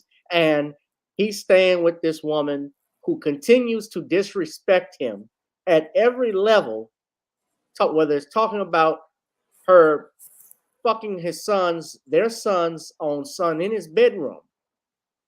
Then on top of that, you're talking about your daughter is talking about bringing Tupac alive. Your son just talked about how Tupac proposed to your mother. And I would have left them all right there. Like, go let Tupac take care of you. You just insulting me at every level like I ain't nothing. She recorded him when he didn't want to be recorded, and she still recording him for clout. Let's be real. If Will had never met Jada, where would Jada Pinkett Smith would probably be doing Tyler Perry shows? Yeah, she'd be done. If she's not, she enjoys the life she has because of that man. And this is not how you want a marriage to work. If you're married and have kids, your children and your wife need to respect you. Flat out. And you talking about bringing people back from the dead so your mom could be happy? That is awful. That's disrespect. I'll send you to Tupac's grave and you can live with him. You would tell your daughter something about that. I'm asking. Any other man would tell you go to Tupac. Let him get you what you want. You talking about Will talking to Jada, or Will I'm talking about Will talking to Jada and his daughter. Like, yeah, go talk to Tupac. Don't talk to me. I just leave you right there. Does it matter that Willow was a kid when she wrote that? She can go. She can kick rocks. The whole thing is you don't put up with that disrespect. No, it doesn't matter how old she is. No, because that's disrespect. You don't allow people to disrespect you. Right. If you're the head, you need to be treated with respect. You don't allow anybody to disrespect you like that. Somebody said, somebody once said, August Alsina smashed Jaden and Jada. I don't know. He apparently said Tyler, the Creator, is his boyfriend. And who knows? We know that Will and Jada, they have an open relationship. He does what he wants. I've heard it's men and women. Yeah. I don't know. Look, I don't know that for a fact. Look, Will Smith is actually a very nice guy for all I've heard. He's actually I've never heard him other than this, he's never been in any trouble. Yeah. Other than this incident, never heard him being in trouble. He looked out for people. I have heard some instances, like Queen talked about how he punched the dude, and he punched Anthony Mackie, who was bringing him a birthday cake, thinking he was going to smash him or something like that. And he apologized to him, but I haven't heard much about this. But yeah, without Black Voltron said, without Will Smith, Jada would be doing porn. Who would watch it? We're going to take a call. If y'all want to call in, because Black Voltron asks for the call-in number, but dial in 504-656-6760, 656-6760. We got one final topic we want to do, but let's take a call. 504-656-6760. Do we have anybody that's going to call in?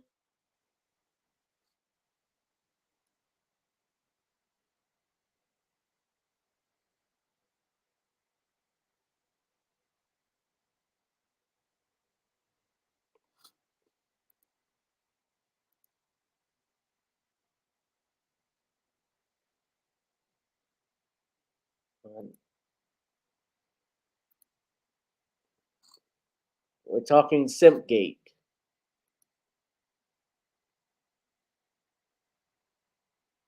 All right. Well, in the meantime, we'll move on to our final topic. If people want to call in, they can. I'll try and answer.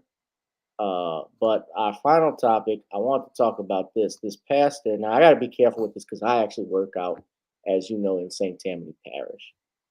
But in all unlikelihood, this person is not going to be.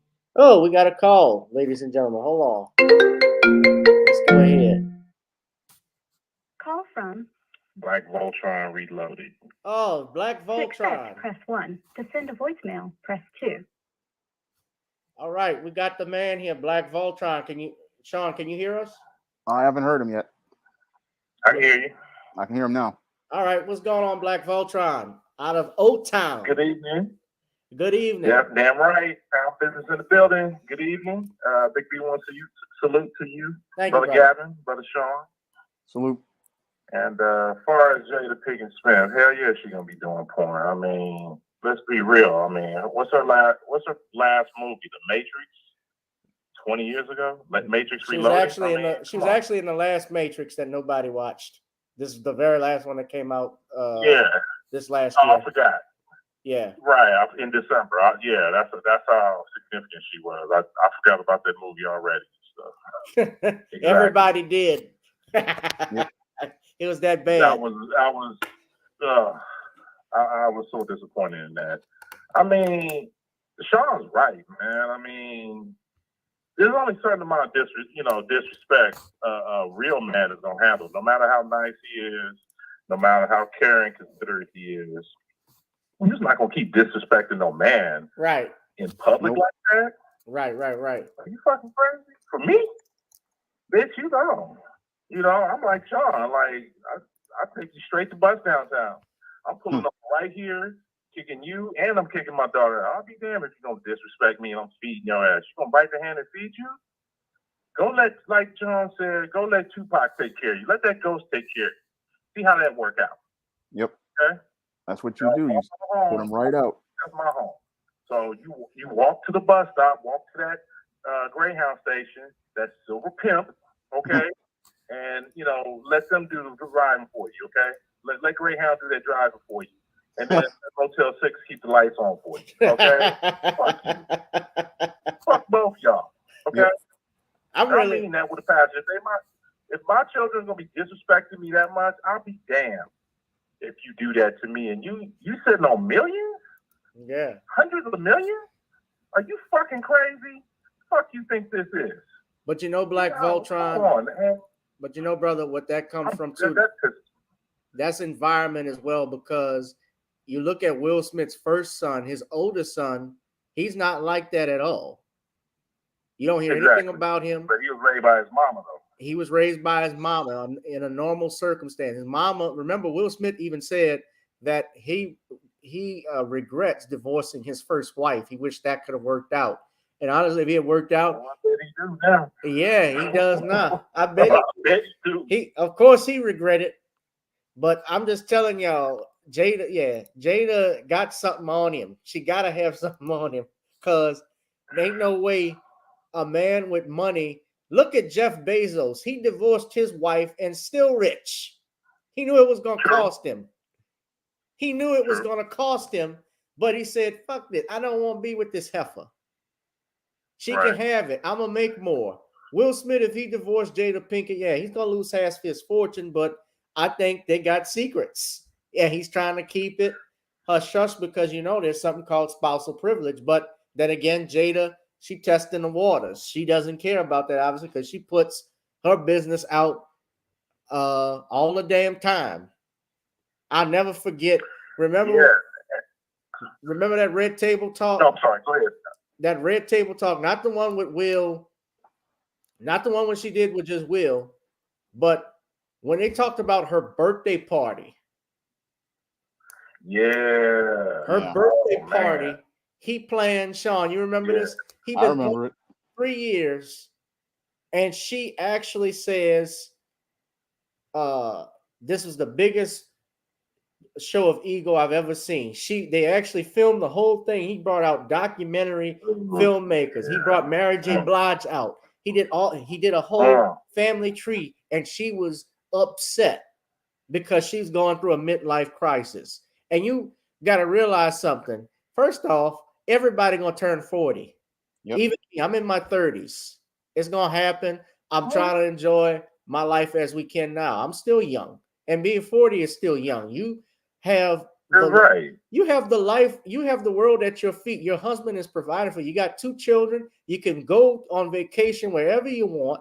You can eat whatever you want. Even if you thought it was over the top, your husband, the man that gave you 2 children and gave you the life that he provided for you, you should be happy. At least put on a smiling face. I mean, that was atrocious the way she treated him on her 40th birthday. I mean, regardless of what you think, there's appropriate time and a place where you're supposed to handle it. That's supposed to be handled in the house. My mom taught me we keep our business inside our house. You don't expose family business to the public. Yeah. Handle that in private. You know, loose lips sink ships, blabbing her motherfucking big ass mouth. And it's like, bitch, for what? Who is you? You know, when it comes down, okay, you was with Tupac. You was the fly honey for the 90s and stuff. It's 2022. You know, you ain't nothing but an old washed up hoe. Okay, let's be real. She's really Jason's lyric.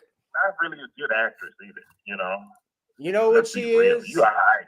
She's the character. She's that character she played in The Inkwell. Remember when Lorenz Tate was waiting up for her? He had a crush on her, and he was waiting for her, and he caught her. She played him. Yeah, he caught her getting digged out by some other dude. Yep, breaking hearts and stuff. Being the hoe that she is, I don't think that was a stretch. You know, I think that was pretty easy to do. So, you know, it's a matter of will, self-respect.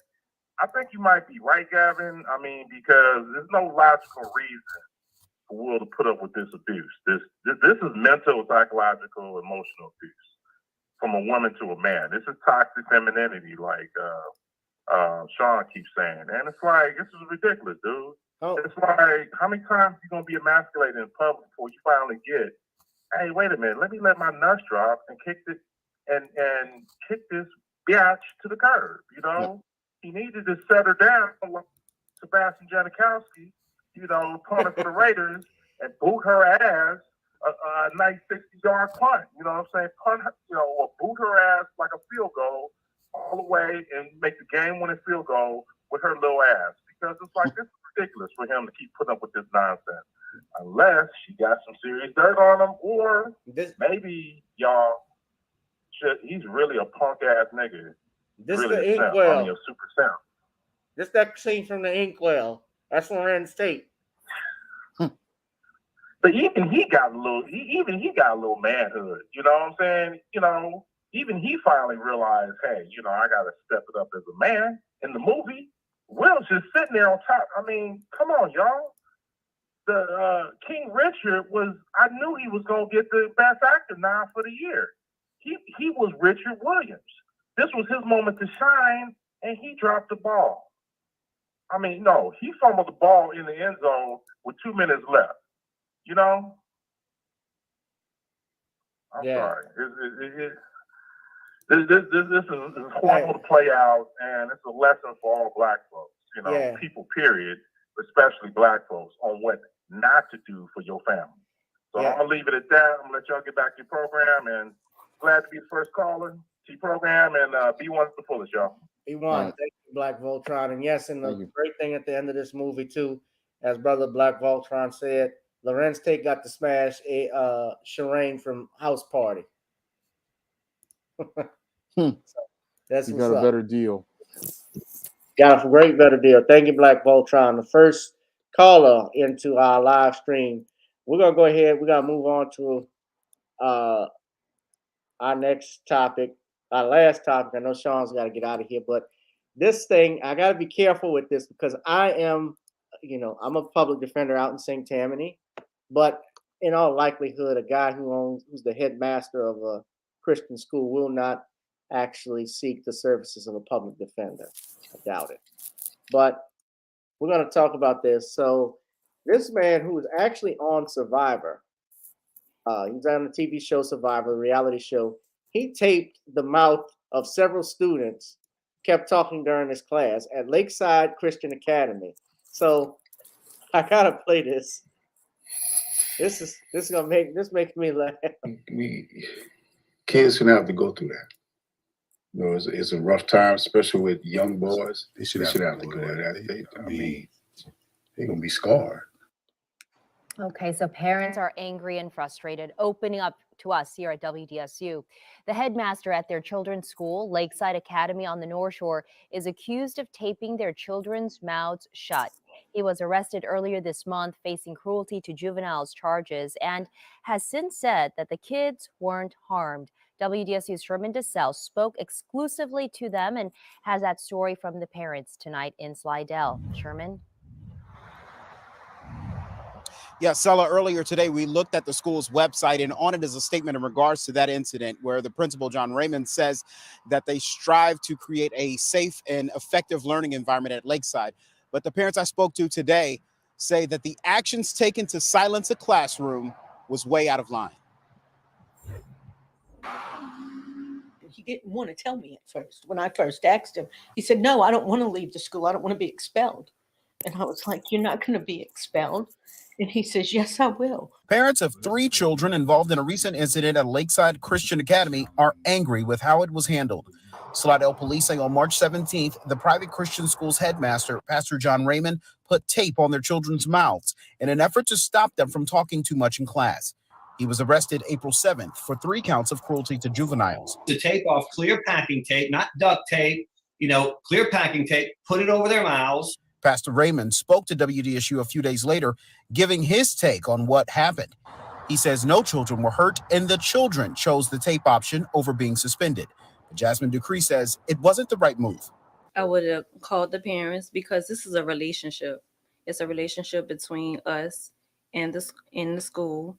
And I feel like we, as a team, we have to work together to discipline a child. So if they're out of hand where you cannot handle them, then call me and let's get together and find a solution. All 3 of the parents have either pulled their children out of the school or haven't brought them back. They say their children's moods and performances in school has changed for the worse since the incident. John and Cindy Aarons have stopped attending the New Horizon Church connected to Lakeside. They say their goal is to not cause division, but to defend their children. Your children count on you to take care of them, okay?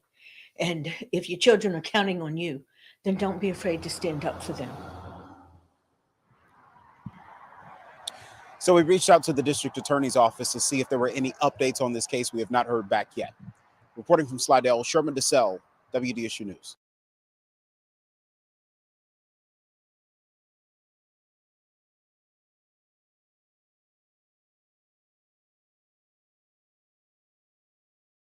Competitor on Survivor, Pastor John Raymond.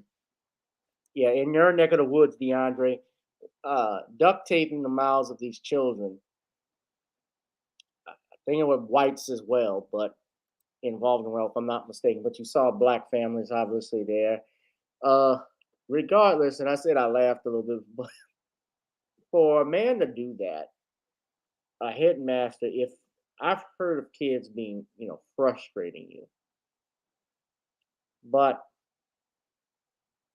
we never, as much as kids talked in school before, putting tape on their mouths was never thought of.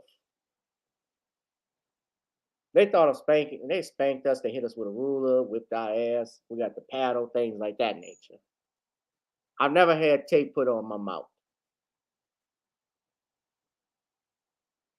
They used to say I'm a staple or glue your lips shut. But they really wouldn't do that. He didn't do it technically. He used alternative tape. But yes, he's charged with cruelty to a juvenile. And let's look at the law right quick on cruelty to a juvenile. Now, he's admitted openly, yes, he did it. He's still, yes, I know, Gavin, why you're saying it. As a lawyer, I'm just used to it, guys. And I believe in the law. I believe in due process. He is innocent until proven guilty. So, under Louisiana law,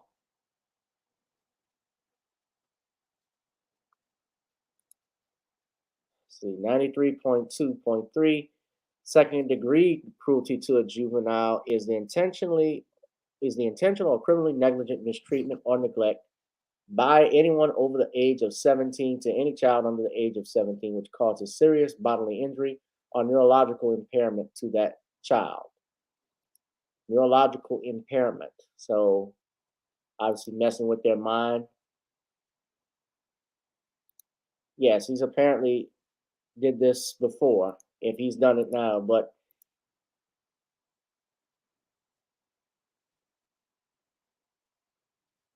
if you commit second degree cruelty to a juvenile, you're in prison at hard labor for not more than 40 years. That's a long time.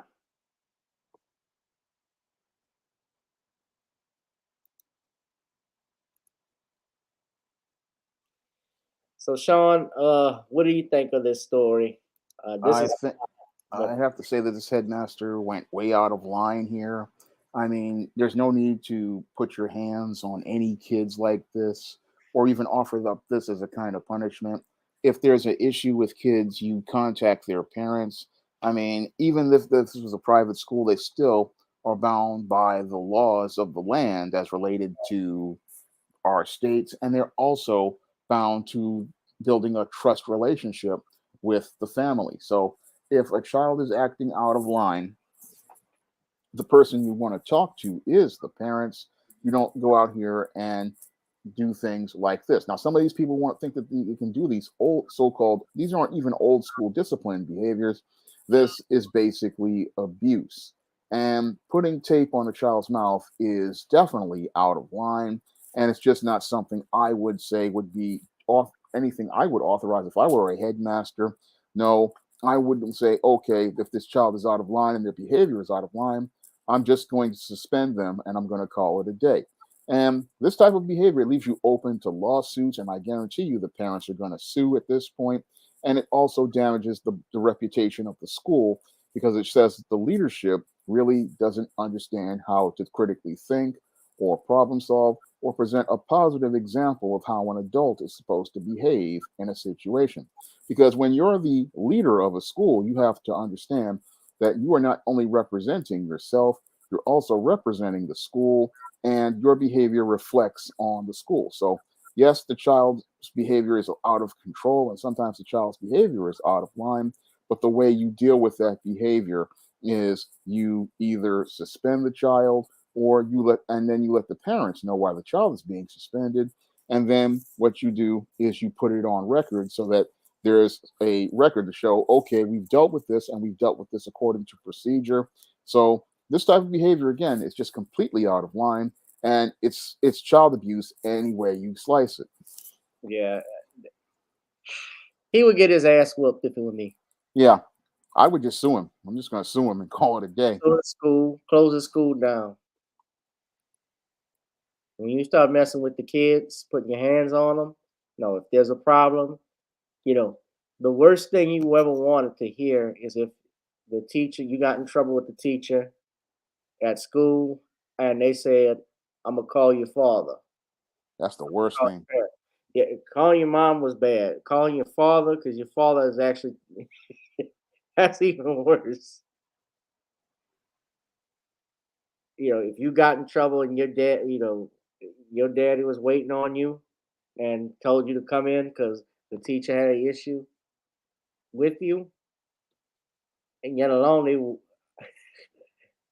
they will whoop your ass in front of everybody. That was made it even more embarrassing. That's the worst thing. But to do this, he took matters into his own hands. I mean, look, when I went to St. Aug had the board of discipline. We had to sign waivers before we were at St. Aug that we understood, and it gave them the right. The parents had to sign this as well to discipline the kids as they see fit. So that meant to be physical. They could do that. I don't know if they have this at this school, whatever, but it was extreme to tape somebody's mouth. Like that's just a violation of their, that's a violation of their privacy. It's a violation, makes them uncomfortable. And I don't know how old these kids are, but even if these were babies and stuff like this, there would be hell to pay. And the reason he's not, I don't know why. I got to be careful, but if it were my kids, me personally, even though I'm a PD and I'm a lawyer, I don't encourage violence, but hypothetically speaking, I would have kicked his ass. And I just have to take a battery charge. I'm taking a charge. I can't encourage, don't y'all do that. This is all hypothetical, so don't y'all be doing that. But yeah, they did this because these kids are soft targets. They're soft targets. Exactly, Black Voltron. Well, I don't have any more to say. I think we've talked a great deal, Sean. I want to thank you.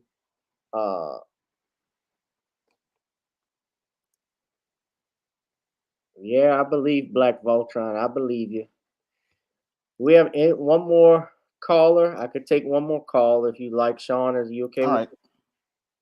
Y'all call in 656-6760, 656-6760, area code 504. You're talking with Gavin, Richard, and Shawn James. Or you could talk with Shannon Sharp if you like to talk with Shannon Sharp.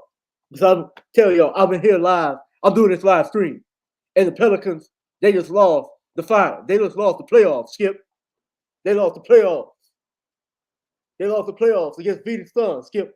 And I'm going to tell you, I'm going to take these calls because, you see, Shay Sharp would have to come out this suit and slap this teacher's ass. I'd have to slap this headmaster's ass. I'd have to beat his ass like it was the Baltimore Ravens against the New York Giants in the Super Bowl when Shay Sharp won his 3rd Super Bowl. That's automatic ground, Skip. That's automatic ground to whip motherfucker's ass. Oh, I'm going to get my restitution. I'm going to get my restitution, Skip. Look, well, person aside, you got to whip ass. I certainly would have whooped his ass. This was terrible. Terrible, terrible, terrible. This worse than my Phoenix Suns against the Pelicans in Game 4.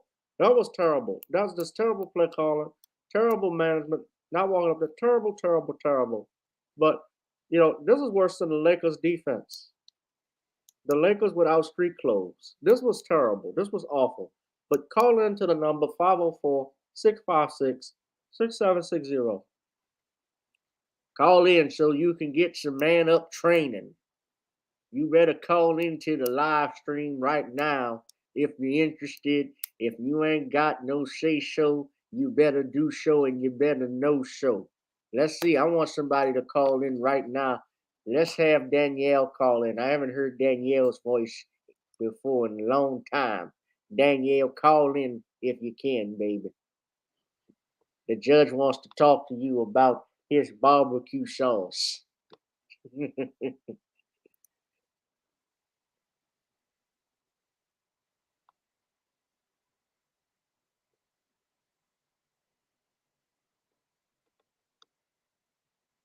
All right, nobody wants to call in and talk to Shawn James and myself. Well, I guess it's time we wrap this thing up. But oh wait, I think we got a call coming in right now, brother. Hold on. It's a 985 number.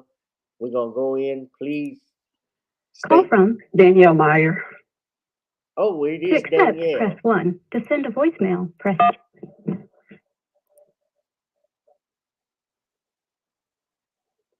Hello. Gavin. Yes, is this Danielle? Sean, can you hear her? I can hear her. How y'all doing this evening? Good Very good. evening, chat. B1. Okay, B1. How you doing, young lady? Oh, I'm okay. Just trying to get settled to go to bed. Finally got the baby down to go to sleep. But as far as this like what that headmaster did to the students and stuff, it's just becoming more and more clear every day that we really need to have something for our own children. I mean, it's Me personally, if that was me, like I told my two older children, just get what's that I told them to get for me? Get a GoFundMe started for my bail. Because you're not gonna put your hands on my child. That's number one. You have any problem with me, any of my children, you call me or whatever, and I will handle that. I'm like, I'm all about old school discipline or whatever, but the way things are today, it is not like how it was back then. Yeah, we used to get spankings in school and everything. But nowadays, oh God, no. No, I have a big problem with that. Especially who's teaching our children and stuff. It's just, either we push for trying to homeschool our children or trying to set up something for our children to have, I remember I was talking to some people down here where I live about trying to get something together down here. The problem is with some of the Black people down this way where I live, they're too scared. They're so worried about what the PC people think and stuff. And I'm just like, oh my God. So it's really frustrating. It really is. Yeah, it is. Well, that's a big problem I've seen in most cities, especially when Black people are the majority. You notice that they're the ones that don't control anything. Like even here in New Orleans, in Baton Rouge, and someone else, it's the rich white folks that run shit. I was telling my daughter, I said, if New Orleans wasn't so bad, I would move out there because it's better. To me, it will be a better opportunity for my two sons than here in Lafourche Parish and stuff. Because, when you look at the demographic of Lafourche and stuff, it's just not good out here. It really isn't.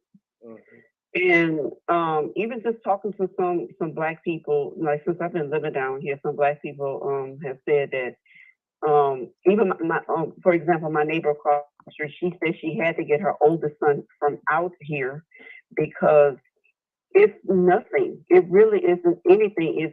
If she didn't get him from down here, he was going to end up in jail. And unfortunately, there's a lot of young teenage Black males that are, getting in trouble. I mean, like we had quite a few murders last year, with teenagers shooting each other or they robbing people. I mean, it was just crazy. Last year was ridiculous, especially towards the end of last year. It was like every other week, some teenager was getting shot, getting killed, going to jail. And I'm like, where in the hell are the parents? But I've seen how some of these parents are down here. And one thing of somebody will tell you, you will not see you have never seen my children hanging out, getting in trouble. They're either here with me or my oldest boy, he'll be across the street at his friend's house. But we don't leave the neighborhood like that. Because the neighborhood where I live is quote unquote supposed to be the best Black neighborhood in where I live and stuff. Yeah. And it's very quiet over here. But overall, this parish is just not a good place to raise a Black child. Really is not. And I'm really praying that one day soon I can get out of here to have a better opportunity. I mean, I really wish I could move to New Orleans, but it's just too dangerous. Well, that indeed it is, and it's dangerous. But we got to be the change that we want to see. We have to put the effort in rebuilding our neighborhoods and taking over. Yeah, you're right, Gavin. Because let me tell you, last year, I want to say it was before the hurricane. I took my son riding through this Black area and stuff. A lot of the houses are torn. It's very torn up, messed up down there and stuff. Yeah. It's like I want to ask you, how have you recovered? You've been okay? Huh? How have you recovered from the hurricane? I'm all right. My house, the only thing, the house where I live and stuff, it just had minimum damage. This is a very old house where I live. There's a man that lives in this subdivision where I live. He said he was born and raised in this house. So he said this house withstood Hurricane Betsy. Nothing happened. So he said this is the very first time anything has ever happened to this house. There's just a few. It has a tin roof, and just a few pieces of tin came from the roof, and that was it. And my landlord had that put back on that next week, less than a week after the storm. Yeah. So yeah, it didn't take long, but they have several houses in this area where I live. They have those campers in their yards and stuff. But then back to what I was saying with my oldest son, I took him riding through this black neighborhood. I can tell it looked like at one time looked like this area could have been nice and stuff. And so I was asking my son, I said, looking at all of these properties and these houses and stuff, tell me what do you see? He said, he was just looking at for what he saw. I said, no, look beyond that. I said, what do you see? He said, I really don't know, Mama, what you talking about? I said, I see potential. I said, this could be a flourishing black area because it's large enough to where you can have your own school in this area. You can have your own grocery store. I said, but what's going to happen is you're going to have these people come in and they're going to end up taking all of this because a lot of the properties are abandoned. They're overrun with trash. I mean, it's just bad.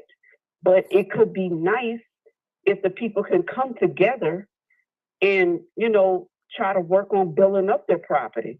But unfortunately, in that particular neighborhood, the mentality down there is so bad. Like, I mean, the crime is bad in that area, in that subdivision. I don't know if I live in Raceland, and I don't know if you ever heard of this neighborhood called Aladar. I'm not sure. I'm not sure if you know. Yeah, I'm not sure how familiar you are with down here, but it yeah. sounds familiar, but yeah. Yeah, but really, honestly, Gavin, I mean, I see a lot of potential down there. I really do. And it's just sad to see that it's just going to waste and it's going to take somebody outside of our community that's going to come in and it's going to run all of our people out. And so I was trying to teach my son to start looking beyond that because I've been talking to him about trades, coding, I want to get him involved in STEM classes and stuff. They don't have anything like that down here, something like other options other than, it's nothing wrong with going to college and stuff, but I also want him to let him know there are other options and everything and just to look beyond what you're just actually seeing right in front of you. Yeah. You are 1,000% right. And, even here in New Orleans, we have blighted property after Katrina that we could turn in and make a whole block. I mean, a lot of it too, and I'll just say this, is that we have, even when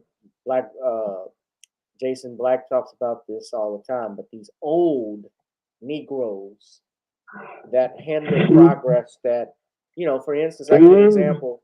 There was going to be a racetrack that was going to come out, not an actual racetrack, but a racetrack gas station that was going to come out in New Orleans East, and people shut it down. You don't shut down economic growth. Now, let me be real about it. I'm tired of seeing Family Dollars and Dollar Generals popping up. I mean, just like Walgreens, they're popping up like roaches. It's like every block you go out here in the New Orleans East, you got a Dollar General or you got a Family Dollar coming up. No shopping mall, no shopping mall, no movie theater, no bowling alley. I can't put a gun shooting range out here. It's hard dealing with these politicians, but people will shoot this stuff down and kill hope. And that's what Louisiana has been known for. And it's that good old boy system that has gotten them constantly into trouble. Remember, Walt Disney was actually, not that Disney matters today, but Disney was actually going to be in New Orleans. The center of the Gulf Coast is not Orlando. The center of the Gulf Coast is New Orleans. They were going to put the Epcot Center right in Lake Pontchartrain. But what happened was that you had these politicians who wanted their kickbacks and wanted to get something out of it. and Disney got tired and started buying up all of this property in Orlando. So he was talking to them and simultaneously doing this. But New Orleans East would have had Walt Disney. New Orleans would have had Disney World, but thanks to screw ups in our legislature, it didn't happen. But I'll let you have the final word. Yeah, well, let me ask you something. I remember years ago, I heard about Donald Trump was supposedly thinking about investing in New Orleans and stuff. Was that true?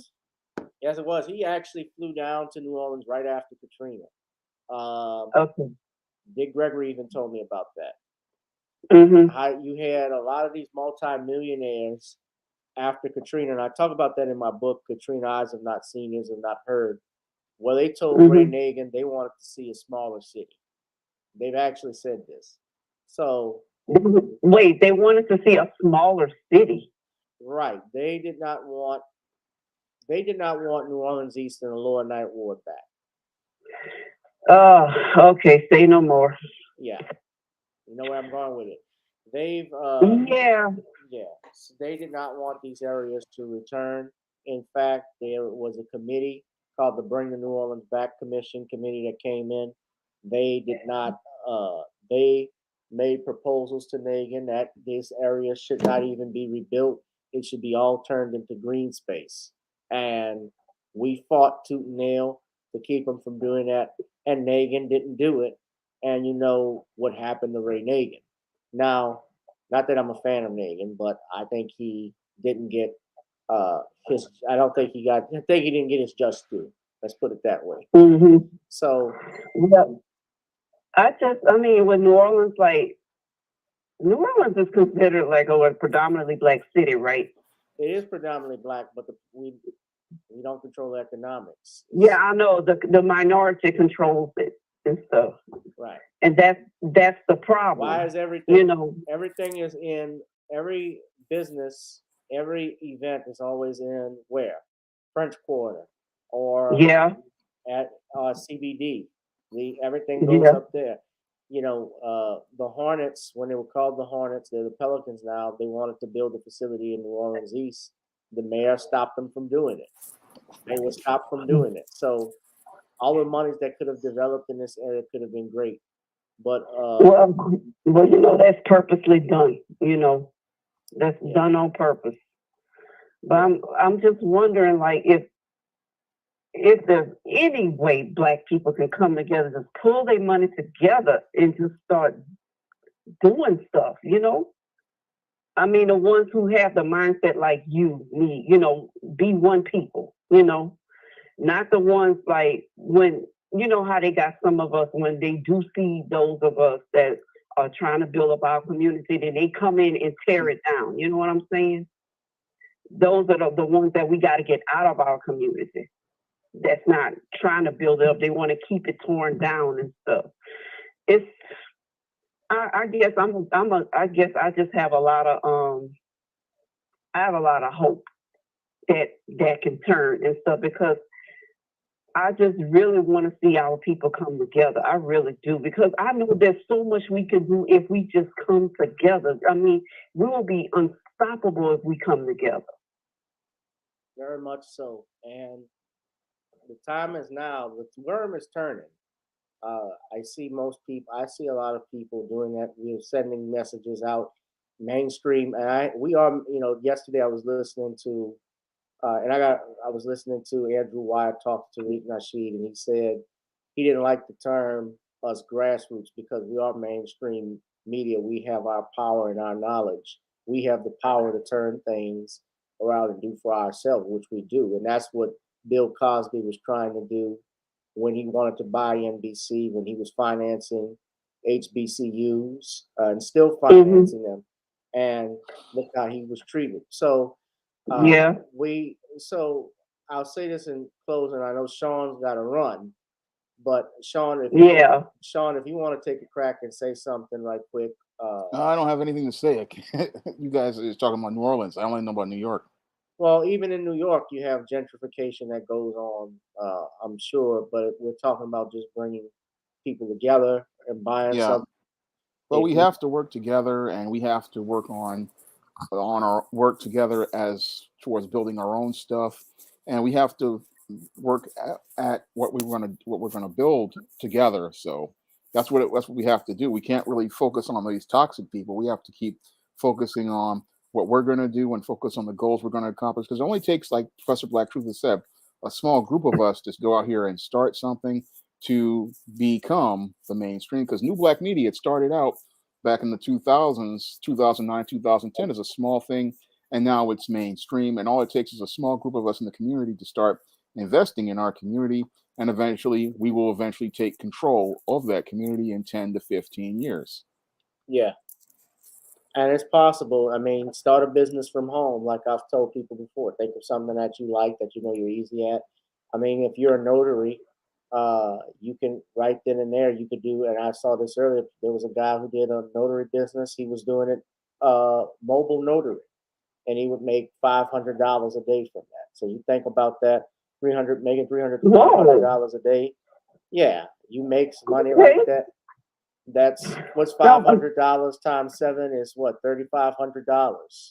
Yep. So because that's because I've actually I was talking to my daughter about that. You know, like she and I trying to like do a little business together. It's like a multitude of things that she and I are good at. Just trying to determine what it is, you know, we want to do. And then but for me personally, I need to take some business classes, some business courses and stuff to make sure that I do stuff correctly and everything. So go to Umar school. Yeah, definitely. Huh? Go to Dr. Umar's school. Dr. Umar. His school. Okay. No, I'm good. It's just a joke, man. I'm good. But definitely, you know, because I mean, honestly, I started really following Black social media about 2 years ago and stuff. I never really, I mean, I had YouTube, but I never really paid it any mind and stuff until I guess when the lockdown happened and stuff. And I started listening, and I'm like, wait a minute. I said, hold up. You know, I'm hearing these things and stuff was happening. I'm like, wait, you know, I can't say the last time I really listened to mainstream media news, local news, and I really don't listen. You know, because I mean, over the years, it's like I know that every channel I turn on, they talk about the same thing. And it's like, but you don't hear much of anything that goes on with us except crime, anything negative that's dealing with our people. That's all you hear. But with Black mainstream, with, you know, Black social media and stuff, you're hearing the good and the bad. You know, what's affecting us, what's happening to us, things that we need to change. And it is making a difference little by little. And that I am seeing that. I really am, because I'm starting to see people waking up more and more now and stuff. I mean, I would like it to go a lot faster, but you know, it is what it is. Yeah. Well, that's the impact of New Black Media. Right. And happy new, someone said this is New Black Media Appreciation Day. So shout out to all my brothers and sisters out there in social media, Black media, who are doing their thing. Except you, Mr. Rowley. Oh my God, Gavin, you be getting me with the imitations of people. You have a spot on with them. I'm a man. I'm a biscuit. Thank you. Well, I appreciate the compliment, young lady, but we're going to have to wrap this up. I don't want to talk about that popping fresh doughboy cum sucker. I'm tired of his ass. Alpha Phi, he's Alpha Phi Alpha, like Judge Joe. He Alpha Phi Alpha. Oh, hell, they must be lowering their credentials. They letting everybody in. I was in there right when I was bashing Pam Grier and Freda Payne at the same damn time at UCLA. I'm all up in this bitch. Oh my now go God. get my barbecue sauce, Danielle. Go get while you're at it, and everybody else, y'all go and get some Narnish Creole seasoning blend. Y'all get Nonny's Creole Blends. Go to nonnyscreoleblends.com. Try it on chicken, meat, or fish. Nonny's goes great with every dish. Also, I need you to subscribe to the Facebook page at Commonwealth College. The book is underway right now as we speak. I'm finishing my edits, and I will be done. I believe by the weekend we'll have it available for pre-order. I know I keep saying it, but as the old saying goes, as Judge Joe even says, shit happens. But no, I work in all seriousness. I have been tied up and I'm trying, but I'm actively, I imagine, and I'm working on it all day tomorrow. And this weekend it will be done. The last thing I want to say also, we got, also we need you to, if you'd like to advertise on our channel, hit the email gavin.grich1@gmail.com. Go to the Patreon for exclusive content. And I'm going to let Shawn do one final plug-in. Shawn, go ahead. Stop Simping in Cyberspace. All right.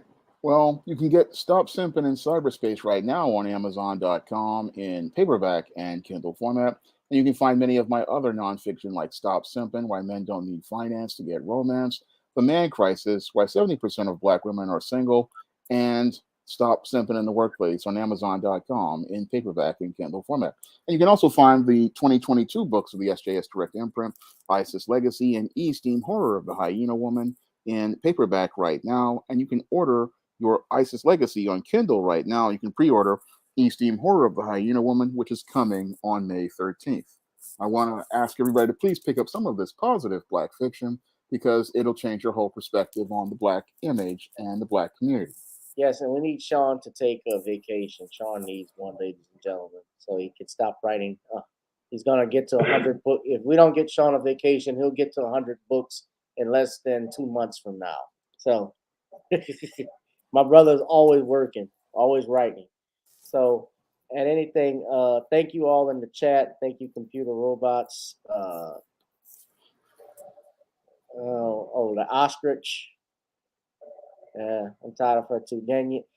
Yeah, as a matter of fact, I ought to do a video of Candace. I owed her because she was talking shit about Ahmaud Arbery a couple years when it happened, spouting all bullshit. But I owed her a video from that time. But as you know, I've tried to use my time wisely. But thank you, Zenny J. I appreciate it. Thank you, Danielle. Why don't you tell everybody where you can be found at? Oh, I don't have a page or anything like that. But anybody want to email me is DanielleMeyer73@gmail.com. All right, DanielleMeyer73@gmail.com. She's telling us her age. No, I'm just kidding. Yeah, I'm proud of my age. I'm 48. I meant 73 to age. Huh? I meant 70. Oh Lord. Okay, you got me. I'm just messing with you. All right. I know. You clown just like my brother. That's my right. Brother, I want my restitution. You remind me of him. I want my restitution, Danielle, because Shay Sharp is on his game tonight. Shay Sharp is always on his game. I'm like Sugar in 2000 when the Baltimore Raiders played the Oakland Raiders, and we shut out the Raiders. They were the number one offense. Let's get out of here, guys. Oh Lord. All right. Good night, everybody. Y'all have a blessed night. Good night. Have a good night. So Amazon and Apple, and also let's play our theme song. Got to get on up. It's time to get out of here. Shawn, thank you again for joining me. I appreciate it. And well, thank you for having me on the show. This has been another edition of Gavin Richard Presents on channel GBoot2786 on Facebook and on Periscope via GavinRich2786. Thank you all, ladies and gentlemen. Tune in Sunday. We'll be back and we'll be taking some more calls. I'll holla. Peace.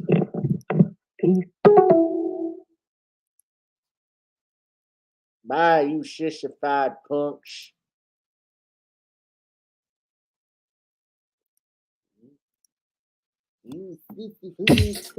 Girl, come on. Gotta dance to the beat, because on the dance floor is where we'll be. Show me what you got.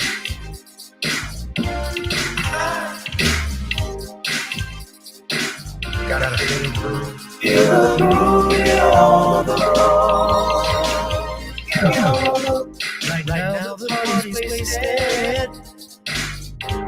There's nothing much to do. But once the groove gets started, tell me, what do you have to lose? Just look into my eyes, girl, as we glide across the room. And what to my surprise now, the beat takes hold of you. Now if you're feeling like I'm feeling, so come on baby, let's start dealing. Time to get this party started. Ain't no time for the broken hearted. When the rhythm takes hold of you, there's only one thing left to do. Cause the beat is really moving. Time to feel your body moving. Gotta get on up and move your body. Cause when the beat is really grooving, start to feel your body moving. Gotta get on up and shake something. Feel the groove, get on the floor. Get on up. Tell the DJ play the whispers. Rock steady in the mood. Put on earth, wind, and fire. Tonight we're gonna groove. Show me how you do the four corners. Electric slide or two. Hit the bus stop or do the bunny hop, baby. It's really up to you. Now if you're feeling like I'm feeling, so come on baby, let's start dealing. Time to get this party started. Ain't no time for the broken hearted. When the rhythm takes hold of you, there's only one thing left to do. Cause the beat is really moving. Time to feel your body moving. Gotta get on up and move your body. Cause when the beat is really grooving, it's time to feel your body moving. Gotta get on up and shake something. Feel the groove, get on the floor. Get on up. Now, 2020 hasn't been the best year of all times. We've been dealing with death, the pandemic, racism, bad policing, and all the bad rhymes. But like Uncle Snoop once said, if you're breathing, you're achieving. So if you're ready, I need you all to get on up. Are you ready? 1 and 2 and 3 and 4. Get your butt on the dance floor. 5 and 6 and 7, 8. This jam we appreciate. We're gonna slide and step on the beat. On the dance floor is where we'll feel the groove. Get on the floor. Get on up and move your body. Cause when the beat is really grooving, it's time to feel your body moving. Gotta get on up and shake something. Feel the groove, get on the floor. Get on up, baby. Gotta get on up, come on, baby. Gotta get on up, baby. Feel the groove, get on the floor. Get on up.